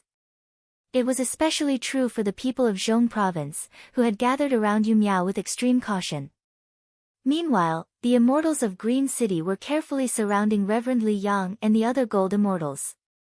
Both sides were exchanging glances, and eventually, they all cast their gazes at the spot where the heaven immortal of Green City was killed. After a brief moment of pondering, Reverend Li Yang fished out a lower-grade immortal stone and threw it out. The fist-sized immortal stone, glowing faintly with a red gleam, bounced and bounced on the floor of the Great Hall. Amidst the anxious gazes of the crowd, it finally stopped on a pile of human-shaped ashes. The heaven immortal of Green City was killed by the nether yiksha, his immortal soul brought into the yellow spring, and his immortal body burned to ashes by the ghost flame. Amidst the grey ashes, the red immortal stone glowed brilliantly. But, there was no reaction from the Great Hall. Everyone's face darkened abruptly. The lack of reaction frightened them even more than the fact that there was a reaction. The fact that there was a reaction only proved that there was a restrictive formation lying in ambush. The fact that there was no reaction meant that the restrictive formation here was beyond their imagination. The restrictive formation here had a certain ability to distinguish between living beings, and it would not be triggered unless it was touched by a living being. A restrictive formation like this could not be constructed by an ordinary gold immortal. Reverend Li Yang opened his mouth, cold sweat trickling down his forehead. He suddenly realized that he had fallen into a great trap. Feng Lingling and the others were staring at Reverend Li Yang with great astonishment. The teleportation formation was constructed by the disciples of Green City, and if there was any mistake, it was the fault of Green City. After staring at each other for a long while, Reverend Li Yang said with a wry smile, "It seems someone has laid a trap for us." Feng Lingling stared angrily at Reverend Li Yang and snapped, "You made us step into a trap targeted at Green City." Reverend Li Yang sneered and gave Feng Lingling a fierce glare. Although he had fallen into a trap, Reverend Li Yang's heart was filled with a strange pleasure. For some reason, Reverend Li Yang felt very happy with the company of Feng Lingling and the others. While chuckling, Reverend Li Yang put his hand into his sleeve and stealthily crushed a butterfly jade pendant carved from green jade. The Grand Oracle of Zhong Province snorted coldly. He pulled out a 3 feet in diameter turtle shell, bit his tongue, and spat on it. He muttered a few incantations. Suddenly, a large cloud of smoke flashed across the tortoise shell, and some images of mountains and rivers appeared on it. Amidst the mist, Patriarch Xian Yi and the other fiend immortals disappeared in a flash. Damn it! Patriarch Xian Yi from the Dark Palace in Hui Ming Heavenly Realm. Reverend Li Yang roared in exasperation. This is their trick. Feng Lingling gnashed his teeth and said, "I'll definitely teach these fiends a lesson after we leave this place today." Panting heavily, Feng Lingling asked Yumu, Grand Oracle, "Is there any way to find out the general location of the restrictive formations here?" Yumu nodded with a solemn expression. He retracted the tortoise shell and glanced around with a faint gray gleam shimmering in his eyes. After a long while, he nodded and said, "The fiend formations here are very clever, but they are not unbreakable. Based on my years of experience in studying the formations of immortals, I can tell that no one is controlling the fiend formations here. As long as we use some spirit talismans, we can still leave this place safely." The muscles on Yumu's face twitched violently when he mentioned the word spirit talismans. Feng Lingling understood what Yumu meant, and said immediately, "All the spirit talismans are used for the expedition against the immortals. No matter how many spirit talismans you use today, I'll ask the Directorate of Celestials in the capital city for double the amount of spirit talismans." Yumu's expression returned to normal in an instant. He gave Feng Lingling a smile and said satisfyingly, "That's great. Before we leave this great hall, we need to finish our business first." Yumu pointed a finger at Reverend Li Yang and said, "The lives of 7 heaven immortals are at stake here. We can't let the credit go to waste." Feng Lingling lightly patted the head of the serpent coiled around his body and said with a sinister smile, "Very well. Let's kill them first before we talk about anything else." Grand Oracle, please stabilize the surrounding space, and don't let the activation of the restrictive formations delay our operation. Yumu chuckled and waved both hands. 36 huge bone talismans, each about 100 feet tall and as large as a door, emerged out of thin air right next to him. These huge bone talismans were engraved with countless runes, and inlaid with a great amount of energy stones and some other strange pearls. There were even 108 pale golden relics, each the size of a fist, embedded in their cores. Judging from the waves of Buddhist energy surging and restraining them, they were all taken out from the bodies of high-grade golden arhats. As soon as the bone talismans appeared, a large sheet of clouds spread out and filled the air. A deafening wail rang out amidst the clouds as 108 immortal souls revealed themselves, shivering and trembling. Judging from the rich golden light shrouding these immortal souls, they were all high-grade heaven immortals as well. Reverend Li Yang's face turned extremely unsightly at the sight of these bizarre bone talismans. These bone talismans used the relics of golden arhats as their energy cores, and the immortal souls of high-grade heaven immortals as their talisman spirits. Clearly, they were the most notorious talismans of the Directorate of Celestials of the human race, the immortal perishing soul stabilizing talismans, which had a great deterrent effect on all immortals and cultivators. It was a very powerful talisman that could even threaten the lives of high-grade gold immortals. In the government of Diyu, apart from the Grand Oracle of the Directorate of Celestials of first-grade provinces, no one could possess such a talisman. Everyone, let's fight to the death. Upon seeing the 36 immortal perishing soul stabilizing talismans, Reverend Li Yang exercised his energy essence and shot out 3 beams of blue light from the trinascent divine blade in a row. Wrapping him up, they transformed into a long beam of blue light and shot up into the sky, reaching the ceiling in just a blink of an eye. The other 6 gold immortals of Green City sighed. They gave the 36 immortal perishing soul stabilizing talismans a helpless look, smiled bitterly, and exercised their life-saving divine abilities just like Reverend Li Yang, transforming into beams of light and fleeing from the scene. However, the 100 heaven immortals of Green City they brought with them did not have such good luck. As soon as the 36 bone talismans were unleashed, they collapsed to the ground, their bodies shrouded by the strange light and wisps of smoke that surged out of the talismans, turning their bones limp and tendons numb. Trying to flee? That's impossible. Yumu smiled arrogantly, shook his head, and said with a sigh, with the spirit talismans personally crafted by the sect elders of the Directorate of Celestials of Diyu, how could you, a few middle-grade and lower-grade gold immortals, escape? With a faint sigh, Yumu rubbed his palms together and unleashed a great sheet of bright light. The 36 spirit talismans disintegrated with a deafening boom, turning into countless blinking runes that rushed out in all directions. The surrounding void trembled, and the fleeing speed of Reverend Li Yang and the other gold immortals slowed down by several hundred times, almost as fast as the running speed of an ordinary human. Wherever the spiritual light shone, one could vaguely see countless vicious rune diagrams on the walls, ceiling, and floor of the main hall. Reverend Li Yang smiled bitterly. Sensing the frightening force pressing down from all directions, he cried out at the top of his voice, Xian Dai, I know I was wrong. Save me. Save me. You are the girl I love the most. I will never seduce another female immortal again. At this critical juncture, Reverend Li Yang's cry was filled with an indescribable despair and a last glimmer of hope. While Feng Lingling and his companions were plunged into a chaotic mess in the Great Hall, Lord Longyang and King Zhangqiu were playing a game of throwing a pot at each other in King Zhangqiu's bedchamber. Instead of throwing the pot themselves, they each chose a maidservant, and asked her to take the arrow without the arrowhead and throw it into a vase about 100 feet away from them, which had a hole the size of a fist. The one whose maidservant was hit by the arrow would have to drink a pot of fine wine. The maidservant chosen by Lord Longyang was very dexterous. Under his guidance, she had thrown a total of 18 to 19 arrows in a row, and King Zhangqiu had drunk a total of 18 pots of specially made fine wine. These fine wines were brewed by Miaoying Palace using various spirit fruits, and had a very strong effect on immortals. As King Zhangqiu's soul was not as strong as that of an immortal, he was already 70 to 80% tipsy.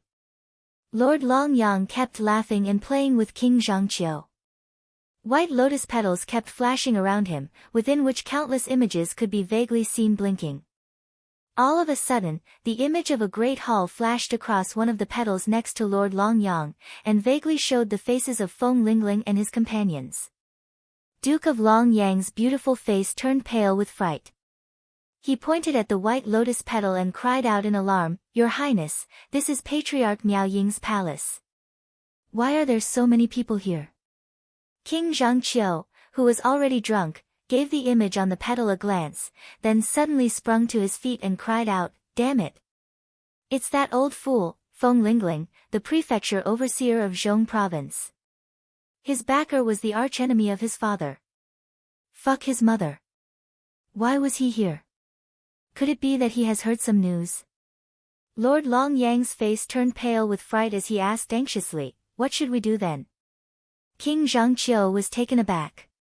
He wanted to say something, but his head felt dizzy. He leaned back and fell into a deep slumber. The dozens of personal guards brought here by King Zhangqiu were struck dumb. They glanced left and right, not knowing what to do. Lord Longyang's face flickered slightly as he cried out sternly, "Get some medicine to sober His Highness up now. Order the Jianlong army, hiding nearby to rush to the Northern Ocean, and get ready to rescue His Highness. Quick, quick, quick." Holding the medallion given to him by King Zhangqiu a few days ago, which represented King Zhangqiu's great power, Lord Longyang gave out a series of orders.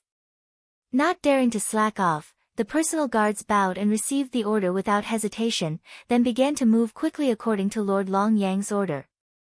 The 30,000 Jianlong army soldiers brought here by King Zhangqiu and hiding in the Great Lake near the Northern Ocean immediately boarded their flying ships and rushed out of the lake, heading straight for the Northern Ocean. When they arrived above the Northern Ocean, 30 huge dragon ships plunged into the water and dove quickly towards Miaoying Palace in the abyss.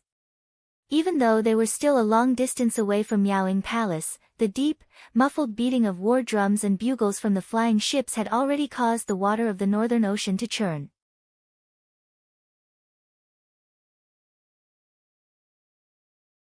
Chapter 5:16. Grinning coldly, Lord Longyang snapped in a low voice, "Fools who don't know the meaning of death.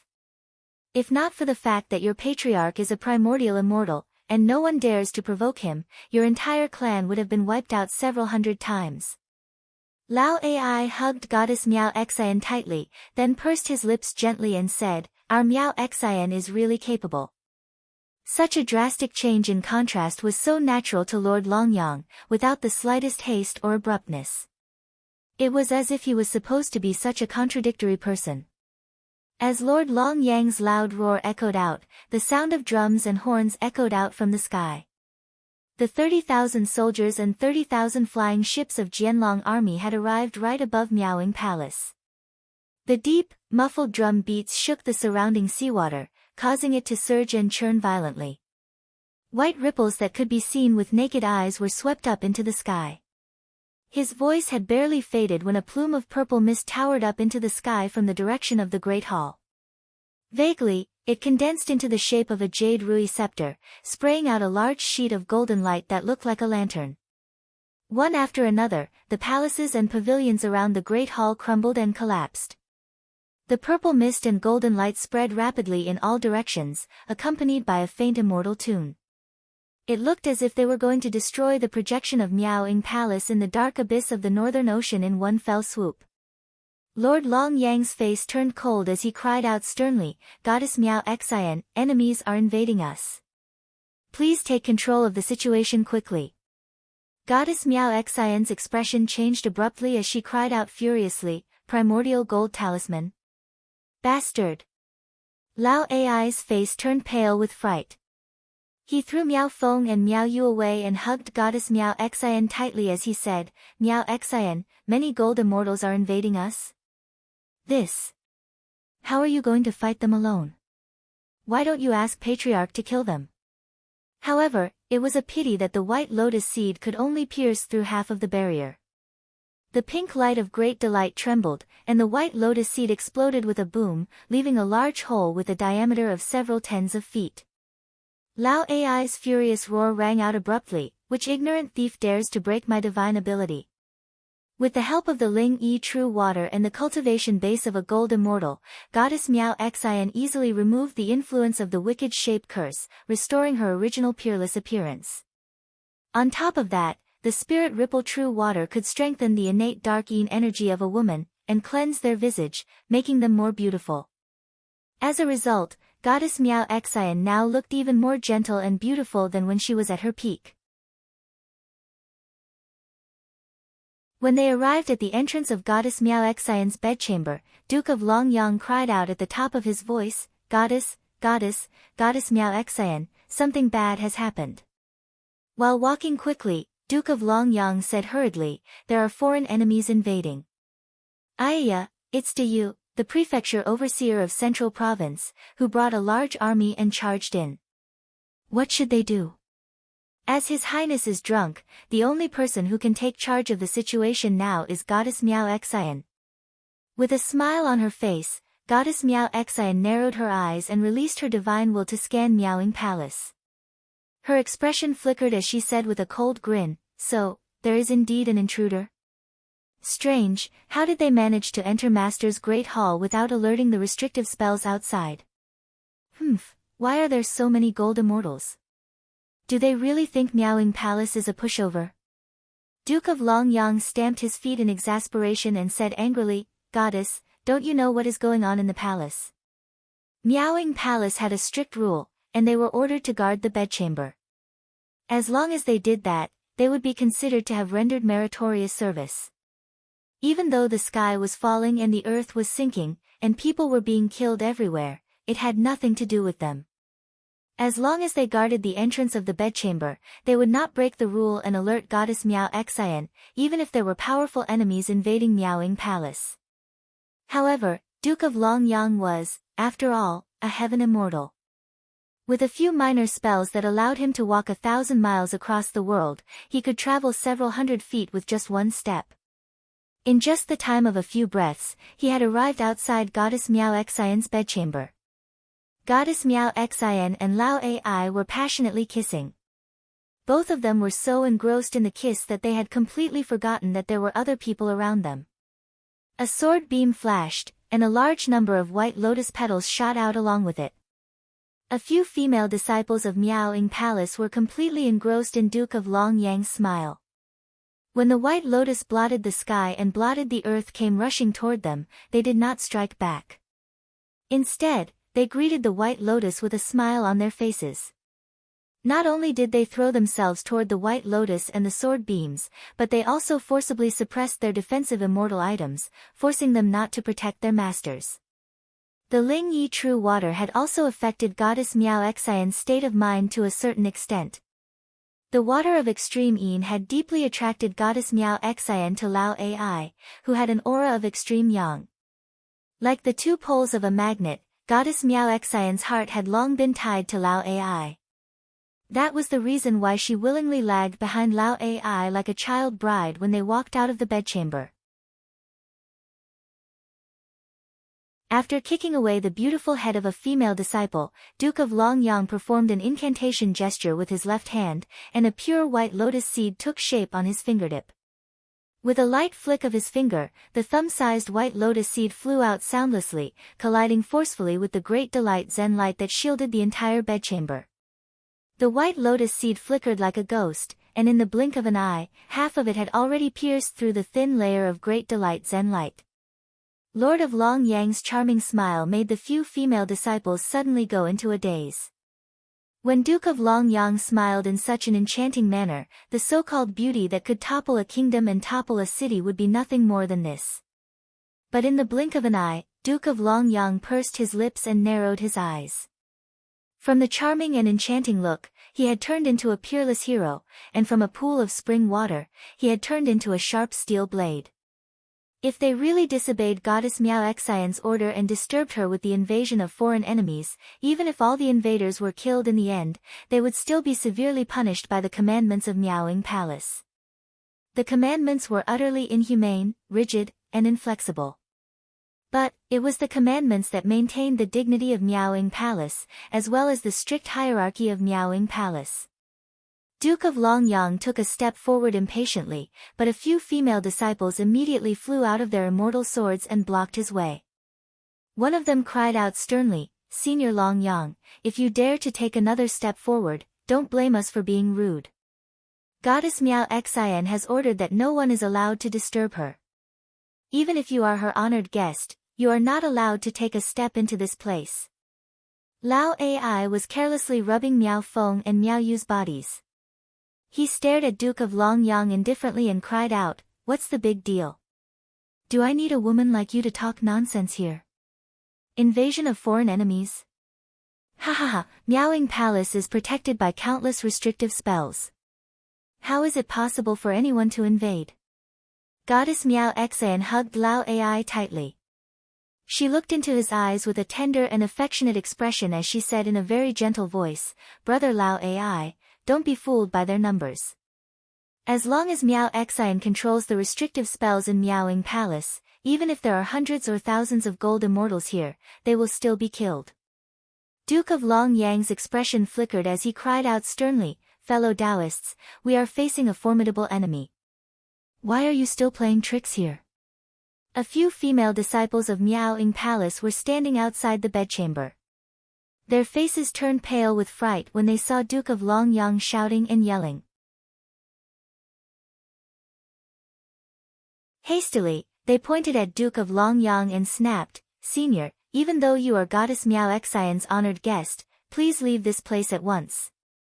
This is the bedchamber of Goddess Miaoying Palace, not a place where you can make a ruckus at will."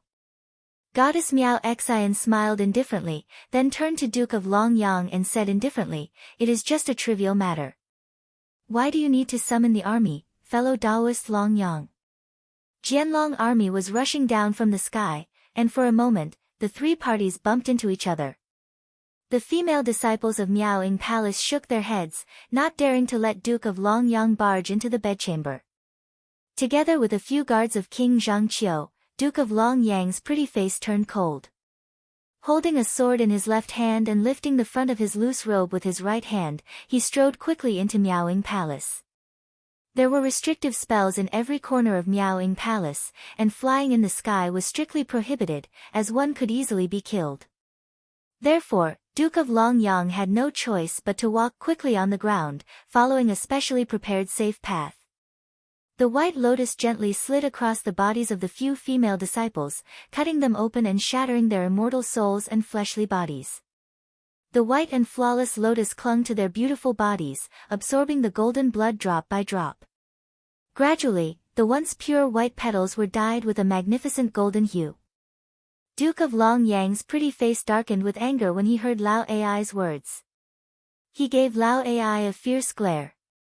If not for the tacit understanding between both of them, and the fact that they were all in the same boat, serving Wu Qi's plan, he would have swung his sword and killed Lao Ai already. Madman Shui was blocking the path in the garden, but when he saw that it was Duke of Longyang and his men, he quickly bowed slightly and greeted Duke of Longyang, then followed closely behind Duke of Longyang into the bedchamber. While running, Madman Shui asked, "What happened, Senior Longyang?" Goddess Miao Xian, who was draped in a light veil that exposed most of her fair skin, gave the few corpses lying on the ground a smile. Wherever her gaze passed, the broken flesh and blood would melt like snow under the sunlight, and the ground would be as clean as before in just a blink of an eye. A large sheet of pinkish Buddhist light enveloped the bedchamber, while the great joy Zen light unleashed by Lao Ai had completely sealed off all the living beings inside and outside. Duke of Longyang's voice was blocked by the great joy Zen light, and Goddess Miao Xian could not hear it. Putting on an anxious look, Duke of Longyang cried out, "Get out of here now. I have something important to tell Goddess. How dare you mess up the important matter? Can you bear the consequences?" Lao Ai's cursing stopped abruptly, and the great joy Zen light that blanketed the entire bedchamber retracted. Not long after that, the front door of the bedchamber opened with a loud rumble. Bare-chested and clad only in a pair of underpants, Lao Ai swaggered out with Miao Feng and Miao Yu in his arms, who were nearly naked. Behind Lao Ai was a stunningly beautiful lady who was willing to stay one step behind him, assuming an obedient and submissive posture. She was none other than Goddess Miao Xian. Goddess Miao Xian and Lao Ai's lips parted abruptly. Their lips stretched about 3 inches apart, and when they finally parted, they even produced a loud squeaking noise. As both of them were immortals with profound cultivation bases, their breaths were very long, and the squeaking noise when their lips parted was very clear and melodious. Drenched in blood, Reverend Li Yang and 6 other gold immortals of Green City rushed out of the broken hall, screaming and screaming. Surrounded by the purple cloud, they cursed and fled toward the ocean. Behind them, Feng Lingling and the others were chasing after them, their faces unsightly. Feng Lingling and his company were obviously wounded, and their bodies were stained with blood. Madman Xue knew exactly what was going on. The reason he followed Duke of Longyang so closely was because he was worried about his own life. But, in the presence of a few imperial guards of King Zhangqiu, Madman Xue had to be very careful, and he had to pretend that he knew nothing about what had happened. Madman Xue was taken aback.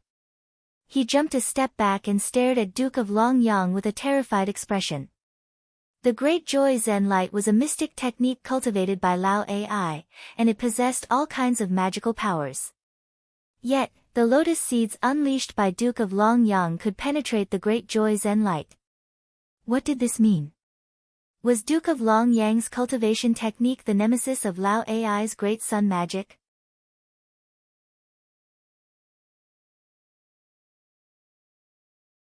Chapter 5:17.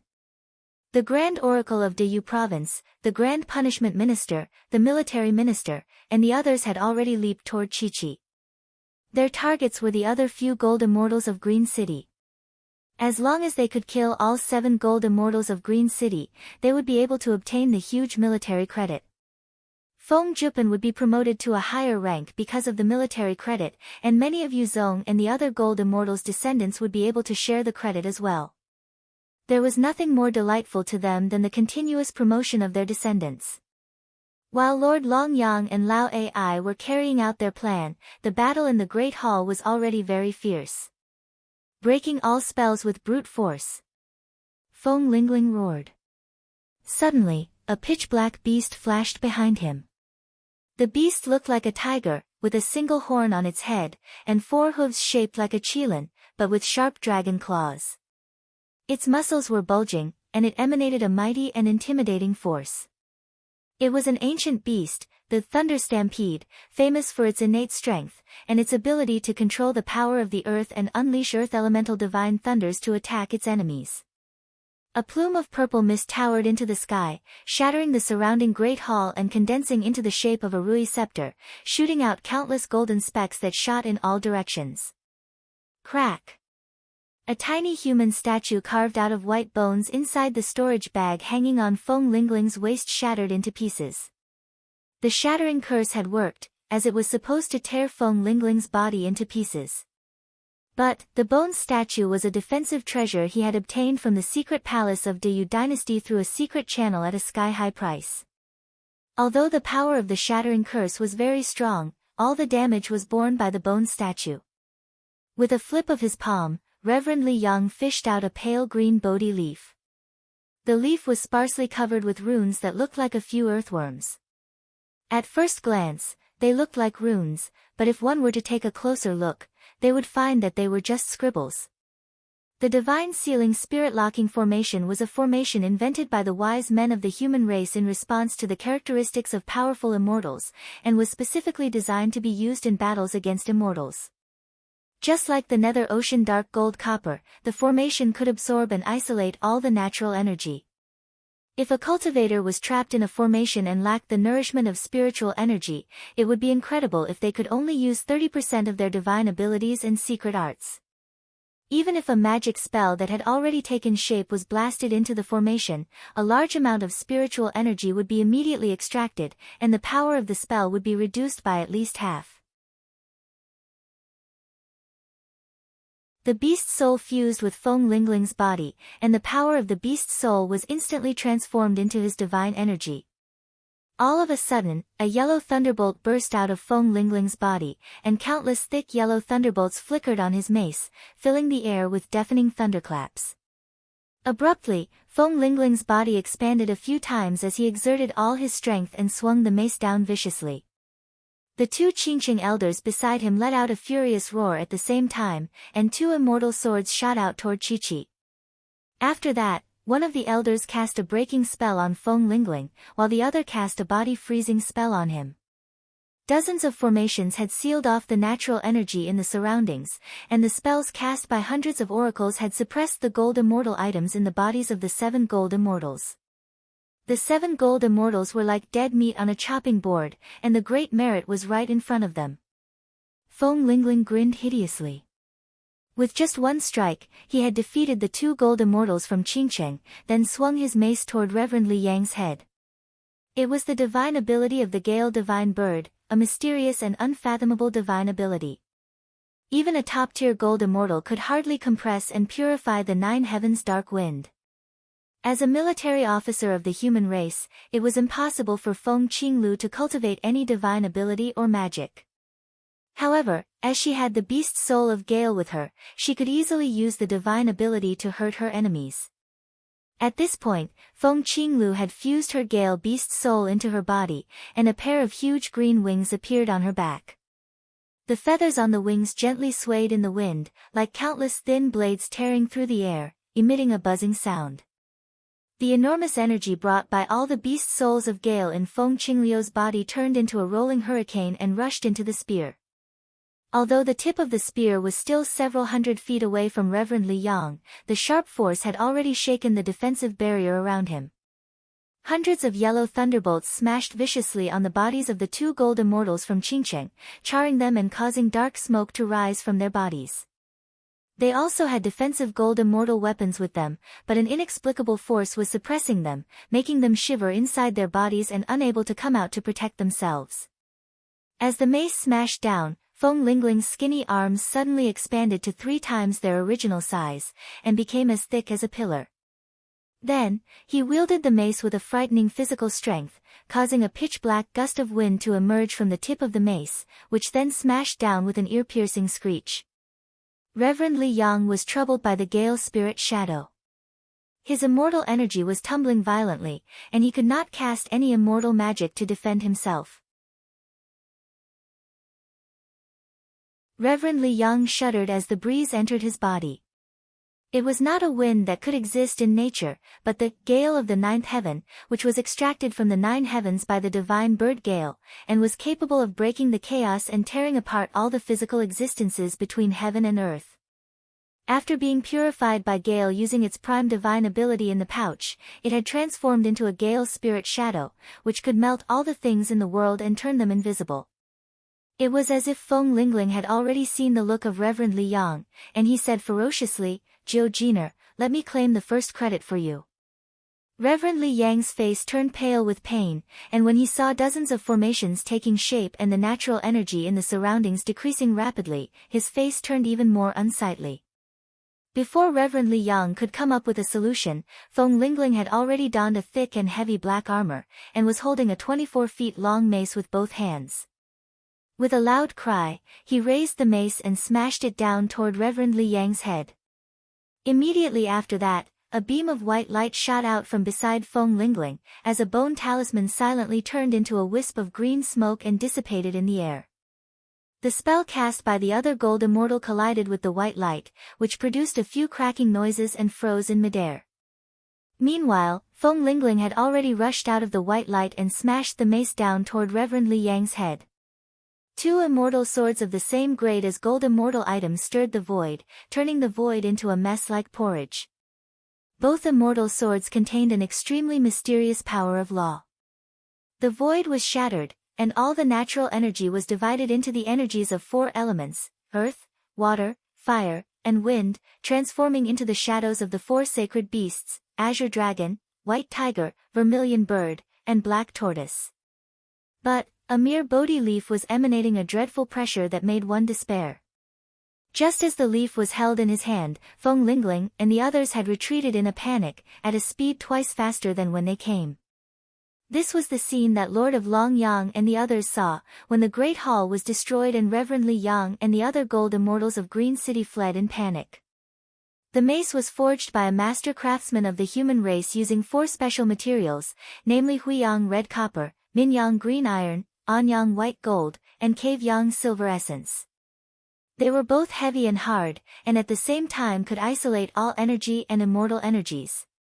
The mace had a very strong defense against the magic and thunder spells of immortals, and could not even produce a wisp of smoke or dust when struck by the thunder spells of ordinary lower-tier gold immortals. Reverend Li Yang looked at the mace and suddenly burst into a wild laughter. Prefecture Overseer of Zhong Province, you must have been fooled. Who told you that there is no almighty expert behind Green City? My patriarch has become the disciple of some almighty expert, and is now the successor of that sect master. How dare you kill me? Feng Qinglu laughed complacently, sheathed the spear, and retreated hastily behind the 12 oracles of the Directorate of Celestials, who were ready to attack. The 12 oracles were holding bone staffs made of spirit bones in their hands, and were silently reciting a profound incantation to form a deification energy confinement formation, sealing off all the ripples of natural energy in the surroundings. Feng Lingling had arrived with an army just as Reverend Li Yang had severely wounded Feng Qinglu with the trinascent divine blade and the Great Seal. In a flurry, a few oracles used talismans to disperse the strange force of the trinascent divine blade near her wound, and then applied it to the wound with an expensive ointment specially made for the noble generals of Deyu dynasty. In just a few words, she had fully recovered, and her combative strength had been restored by more than 90%. A loud boom rang out, and 2 gold immortals of Green City howled in pain at the same time. They coughed up blood and flew backward, while 2 immortal swords spun and followed them as they fled in panic. The 2 gold immortal swords had dozens of cracks of various sizes on them, and countless thunderbolts could be vaguely seen flashing in them. Yumu had sealed off the surrounding space with the immortal slaying energy confinement talisman, and with the help of the spirit talismans made by the strongest great oracles of the human race, he had temporarily isolated all the restrictive spells and formations in the surroundings, successfully turning the entire hall into a safe space. After that, Feng Qinglu was the first to strike. He thrust his spear forward and thrust it straight at Reverend Li Yang's heart. What was worse was that she was easily wounded by Reverend Li Yang just now. In his mind, Feng Qinglu was not an opponent worthy of his attention. Therefore, when Reverend Li Yang was not paying attention, Feng Qinglu seized the opportunity and sent a wisp of wind spirit shadow into his body. At this moment, apart from these 12 oracles, there were hundreds of other oracles who had constructed dozens of identical deification energy confinement formations. They firmly sealed off the entire hall, isolating all the natural energy in the surroundings. After retreating into one of the formations, Feng Qinglu pointed his finger at Reverend Li Yang and said with a bright smile, "What else can you do to me, ox nose?" Reverend Li Yang, whose immortal body was on the verge of melting because of the dark wind spirit shadow, gave a wry smile and spat on the Bodhi leaf resolutely. As the void was sealed off by the immortal slaying energy confinement talisman, the speed of Reverend Li Yang's escape beam had become much slower. Feng Qingliu's speed was extremely fast. His spear pierced over from afar, and the spear force collided with his protective golden immortal artifact, creating a large ripple of light rain. However, the invisible spear intent had already turned into an invisible breeze and entered his body, rapidly blowing through his meridians.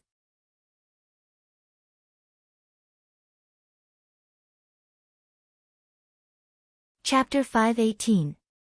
Jianlong Army. Sky Strike. Just as Reverend Li Yang and the other gold immortals rushed out of Miaoying Palace with the help of the primordial gold talisman, they bumped head-on into the 30 flying ships of Jianlong Army. Reverend Li Yang's momentum was too great, and the cloud formed from intertwining purple mists rushed straight toward Jianlong Army. At first glance, it looked like a frontal attack. Instinctively, the captain of Jianlong Army gave the order to attack.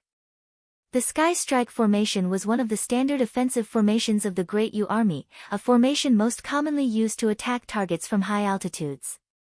The Sky Strike Formation combined both offense and defense, not only possessing a powerful offensive strength, but also the ability to lock down the void and slow down the enemy's escape. It was the favorite large-scale formation of the Great U Army when they were hunting immortals. As the order was given, the bottom planks of the 30 flying ships suddenly opened up, and large curved decks spread out in all directions amidst a dim light.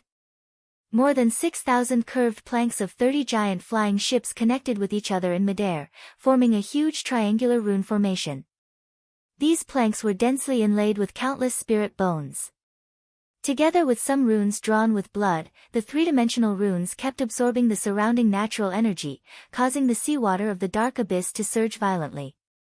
In the blink of an eye, a blinding light burst out of the huge triangular rune formation, and a triangular beam of light shot down and enveloped Reverend Li Yang and his company. After the bottom planks of the 30 flying ships flew out, 600 crystal pillars that looked like multifaceted pyramids were revealed. Tens of thousands of energy stones of various sizes were inlaid on these crystal pillars, and at the top of each pillar was an upper-grade immortal stone that was polished into the shape of a cone. As the captain of Jianlong army gave the order, 600 crystal pillars shot out a strong light at the same time.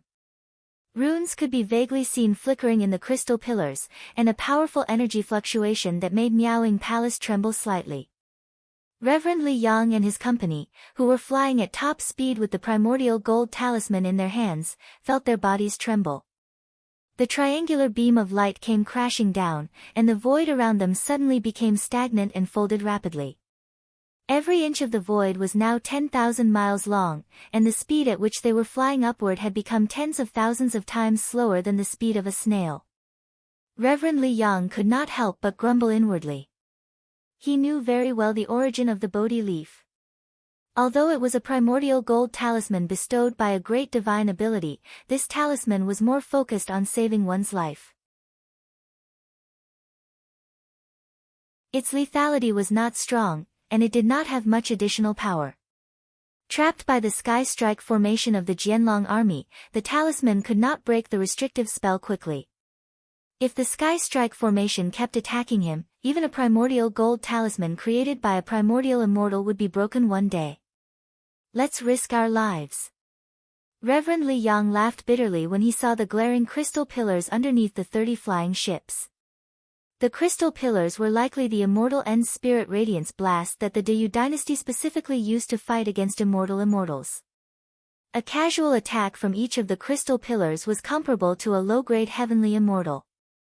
As the number of spirit stones and immortal stones kept increasing, a full-power attack from any one of the crystal pillars was comparable to a peak-level heavenly immortal. If the offensive force of 600 crystal pillars were to be concentrated at one point, its lethality would be comparable to that of a gold immortal. Even Reverend Li Yang dared not to let 600 immortal end spirit radiance blast attack him. Reverend Li Yang had no choice but to risk his life. Using the primordial gold talisman to protect his fellow sect members, the mountain-shaped seal flew out of his sleeve, transforming into a huge mountain, about 1 mile in circumference, hovering above their heads. At the same time, the mountain was trying its best to absorb the surrounding natural energy. The rich water element energy at the bottom of the northern abyss and the fire element energy from the underground fire energy veins in the deep ocean were being sucked into the mountain. The other 6 gold immortals of Green City had done the same thing. They had unleashed their prime magical treasures, which they had cultivated with their lives, and were ready to join hands with Reverend Li Yang to destroy the 30 flying ships of Jianlong army. Only by doing so would they have a chance to escape. Suddenly, a dazzling light burst out from the dark bottom of the ocean. 600 immortal end spirit radiance blasts had unleashed their strongest attack at the same time, aiming at Reverend Li Yang. A vast expanse of seawater was vaporized in an instant, and the rapidly expanding gas exploded, opening up a large hole with a diameter of over 1,000 miles. The tremendous pressure of the surrounding seawater bounced back, quickly compressing the size of the hole. The violent impact had shaved off a very high layer of the mountain ridges at the bottom of the ocean. The purple mist transformed from the primordial gold talisman had tightly wrapped around Reverend Li Yang and the other gold immortals. 600 strong beams of light gathered above their heads, pushing them several tens of miles down to the bottom of the ocean, nearly crashing into Miaoying Palace. Right at this moment, Reverend Li Yang cried out a furious cry. A strong beam of blue and red light shot out from the seal above his head as it transformed into a strange spirit beast with a large body that looked like a ball. With its mouth wide open, it sped towards the 30 flying ships hovering above. One after another, the other 6 gold immortals unleashed their prime immortal artifacts, which were powerful enough to transform into their true forms. One after another, 6 rare birds and strange beasts let out shrill cries as they charged towards Jianlong army amidst the strong beams of light. The huge talisman formation transformed from Jianlong army's sky strike formation pressed down abruptly, while the triangular beam of light was compressed inwardly. In just a blink of an eye, it had shrunk to only several hundred feet in diameter. The 7 gold immortal artifacts collided with the sky strike formation amidst jarring whistles. A tiny dark beam shot out of the void, spreading several tens of miles away in just a blink of an eye. Everything within several tens of miles had vanished, including the sky strike formation. Among the 7 gold immortal artifacts, only Reverend Li Yang's seal flew back amidst a forlorn howl. 13 of the 30 flying ships had turned into wisps of smoke, along with the tens of thousands of human warriors on board. The sky strike formation was shattered. "Charge out!" Reverend Li Yang cried out sternly. Feng Lingling exerted all his strength and smashed the mace into the purple Rui scepter, which was transformed from a primordial gold talisman.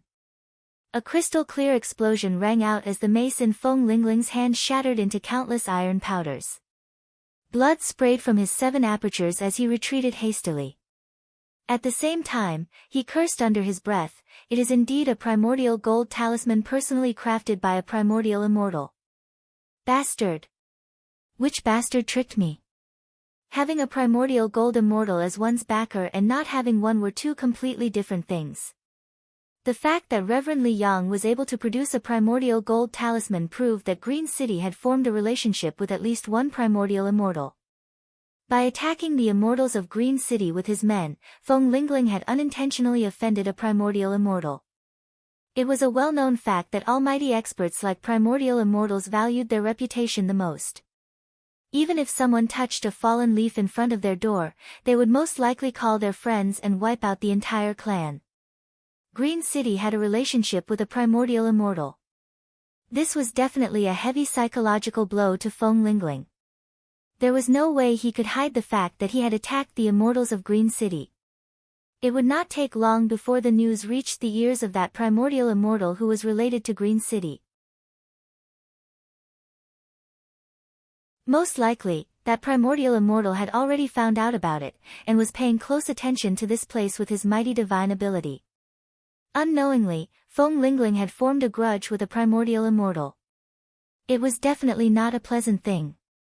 Nevertheless, before launching the attack, Feng Lingling had spent a great price to contact those DU officials from Feng Clan in Outer Heavenly Realms through a voice-transmitting formation, asking them to help him find out who was the backer of Green City.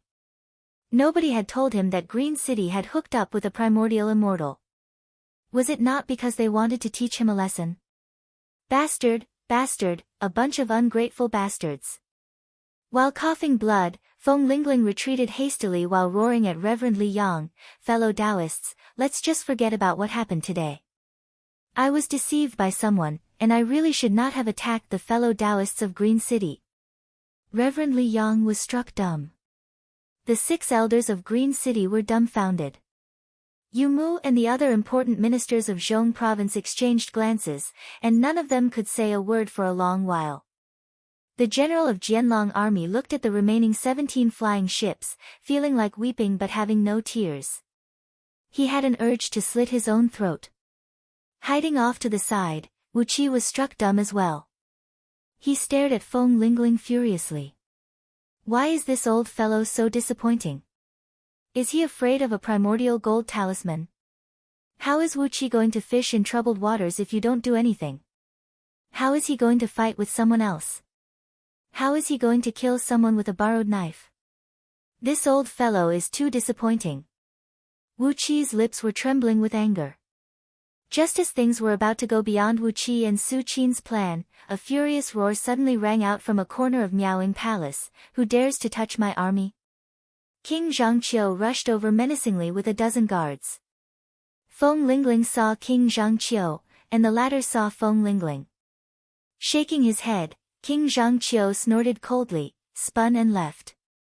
He had just woken up by the hangover medicine, and his head was still dizzy and swollen. It suddenly dawned on him that he seemed to have seen Feng Lingling and his company before he fainted. How could he have forgotten about it? Why did he rush out like that? But Feng Lingling refused to let him go. He pointed at King Zhangqiu and bellowed, "King Zhangqiu, why are you here with your Jianlong army?" King Zhangqiu turned and pointed at Feng Lingling as he snapped, "Feng Lingling, who do you think you are? How dare you talk to me like that? Do I have to inform you when I'm out hunting with my Jianlong army? You are the prefecture overseer of Zhong province, and you have no right to interfere with my business." While Feng Lingling and King Zhangqiu were confronting each other, Reverend Li Yang knew that this was a dangerous place, and he could not stay any longer. In that case, this place has nothing to do with us anymore. Farewell. With a swirl of purple mist, Reverend Li Yang was about to flee with the 6 elders. But, Goddess Miao Xian's rebuke could be heard coming from afar. Where did this filthy Taoist come from? How dare you attack my Miaoying Palace? You bastards! You have destroyed my master's bedchamber, and you still think you can escape. Suddenly, Miaoying Palace trembled. Dazzling ghost flames and evil auras burst out from the 4 bone pagodas at the 4 corners of the palace, transforming into 4 enormous celestial fiends that surrounded Reverend Li Yang and his company. A fiend light flickered, and Goddess Miao Xian appeared with Lao Ai, Lord Long Yang, and a few others. Upon seeing Lord Long Yang, King Zhangqiu quickly greeted him and said with a gentle smile, "Long Yang, are you all right?" Feng Lingling immediately turned to look at Lord Long Yang.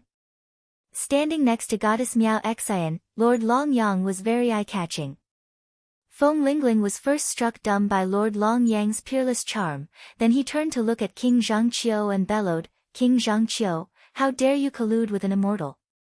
It was obvious that Lord Long Yang and Goddess Miao Xian were on the same side, and King Zhangqiu had just walked out of Miaoying Palace.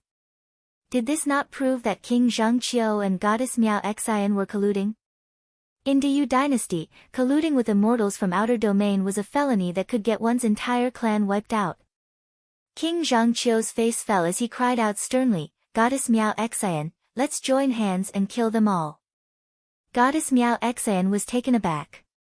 Suddenly, she threw her head back and gave a shrill cry into the sky, "Kill! Kill them all!" You're tuning in to the Blissful Bookshelf YouTube channel. We're so grateful for your support, and don't forget to subscribe to join us on this incredible journey through captivating stories.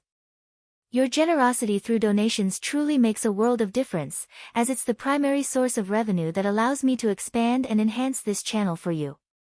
Thank you from the bottom of my heart for being a part of this adventure.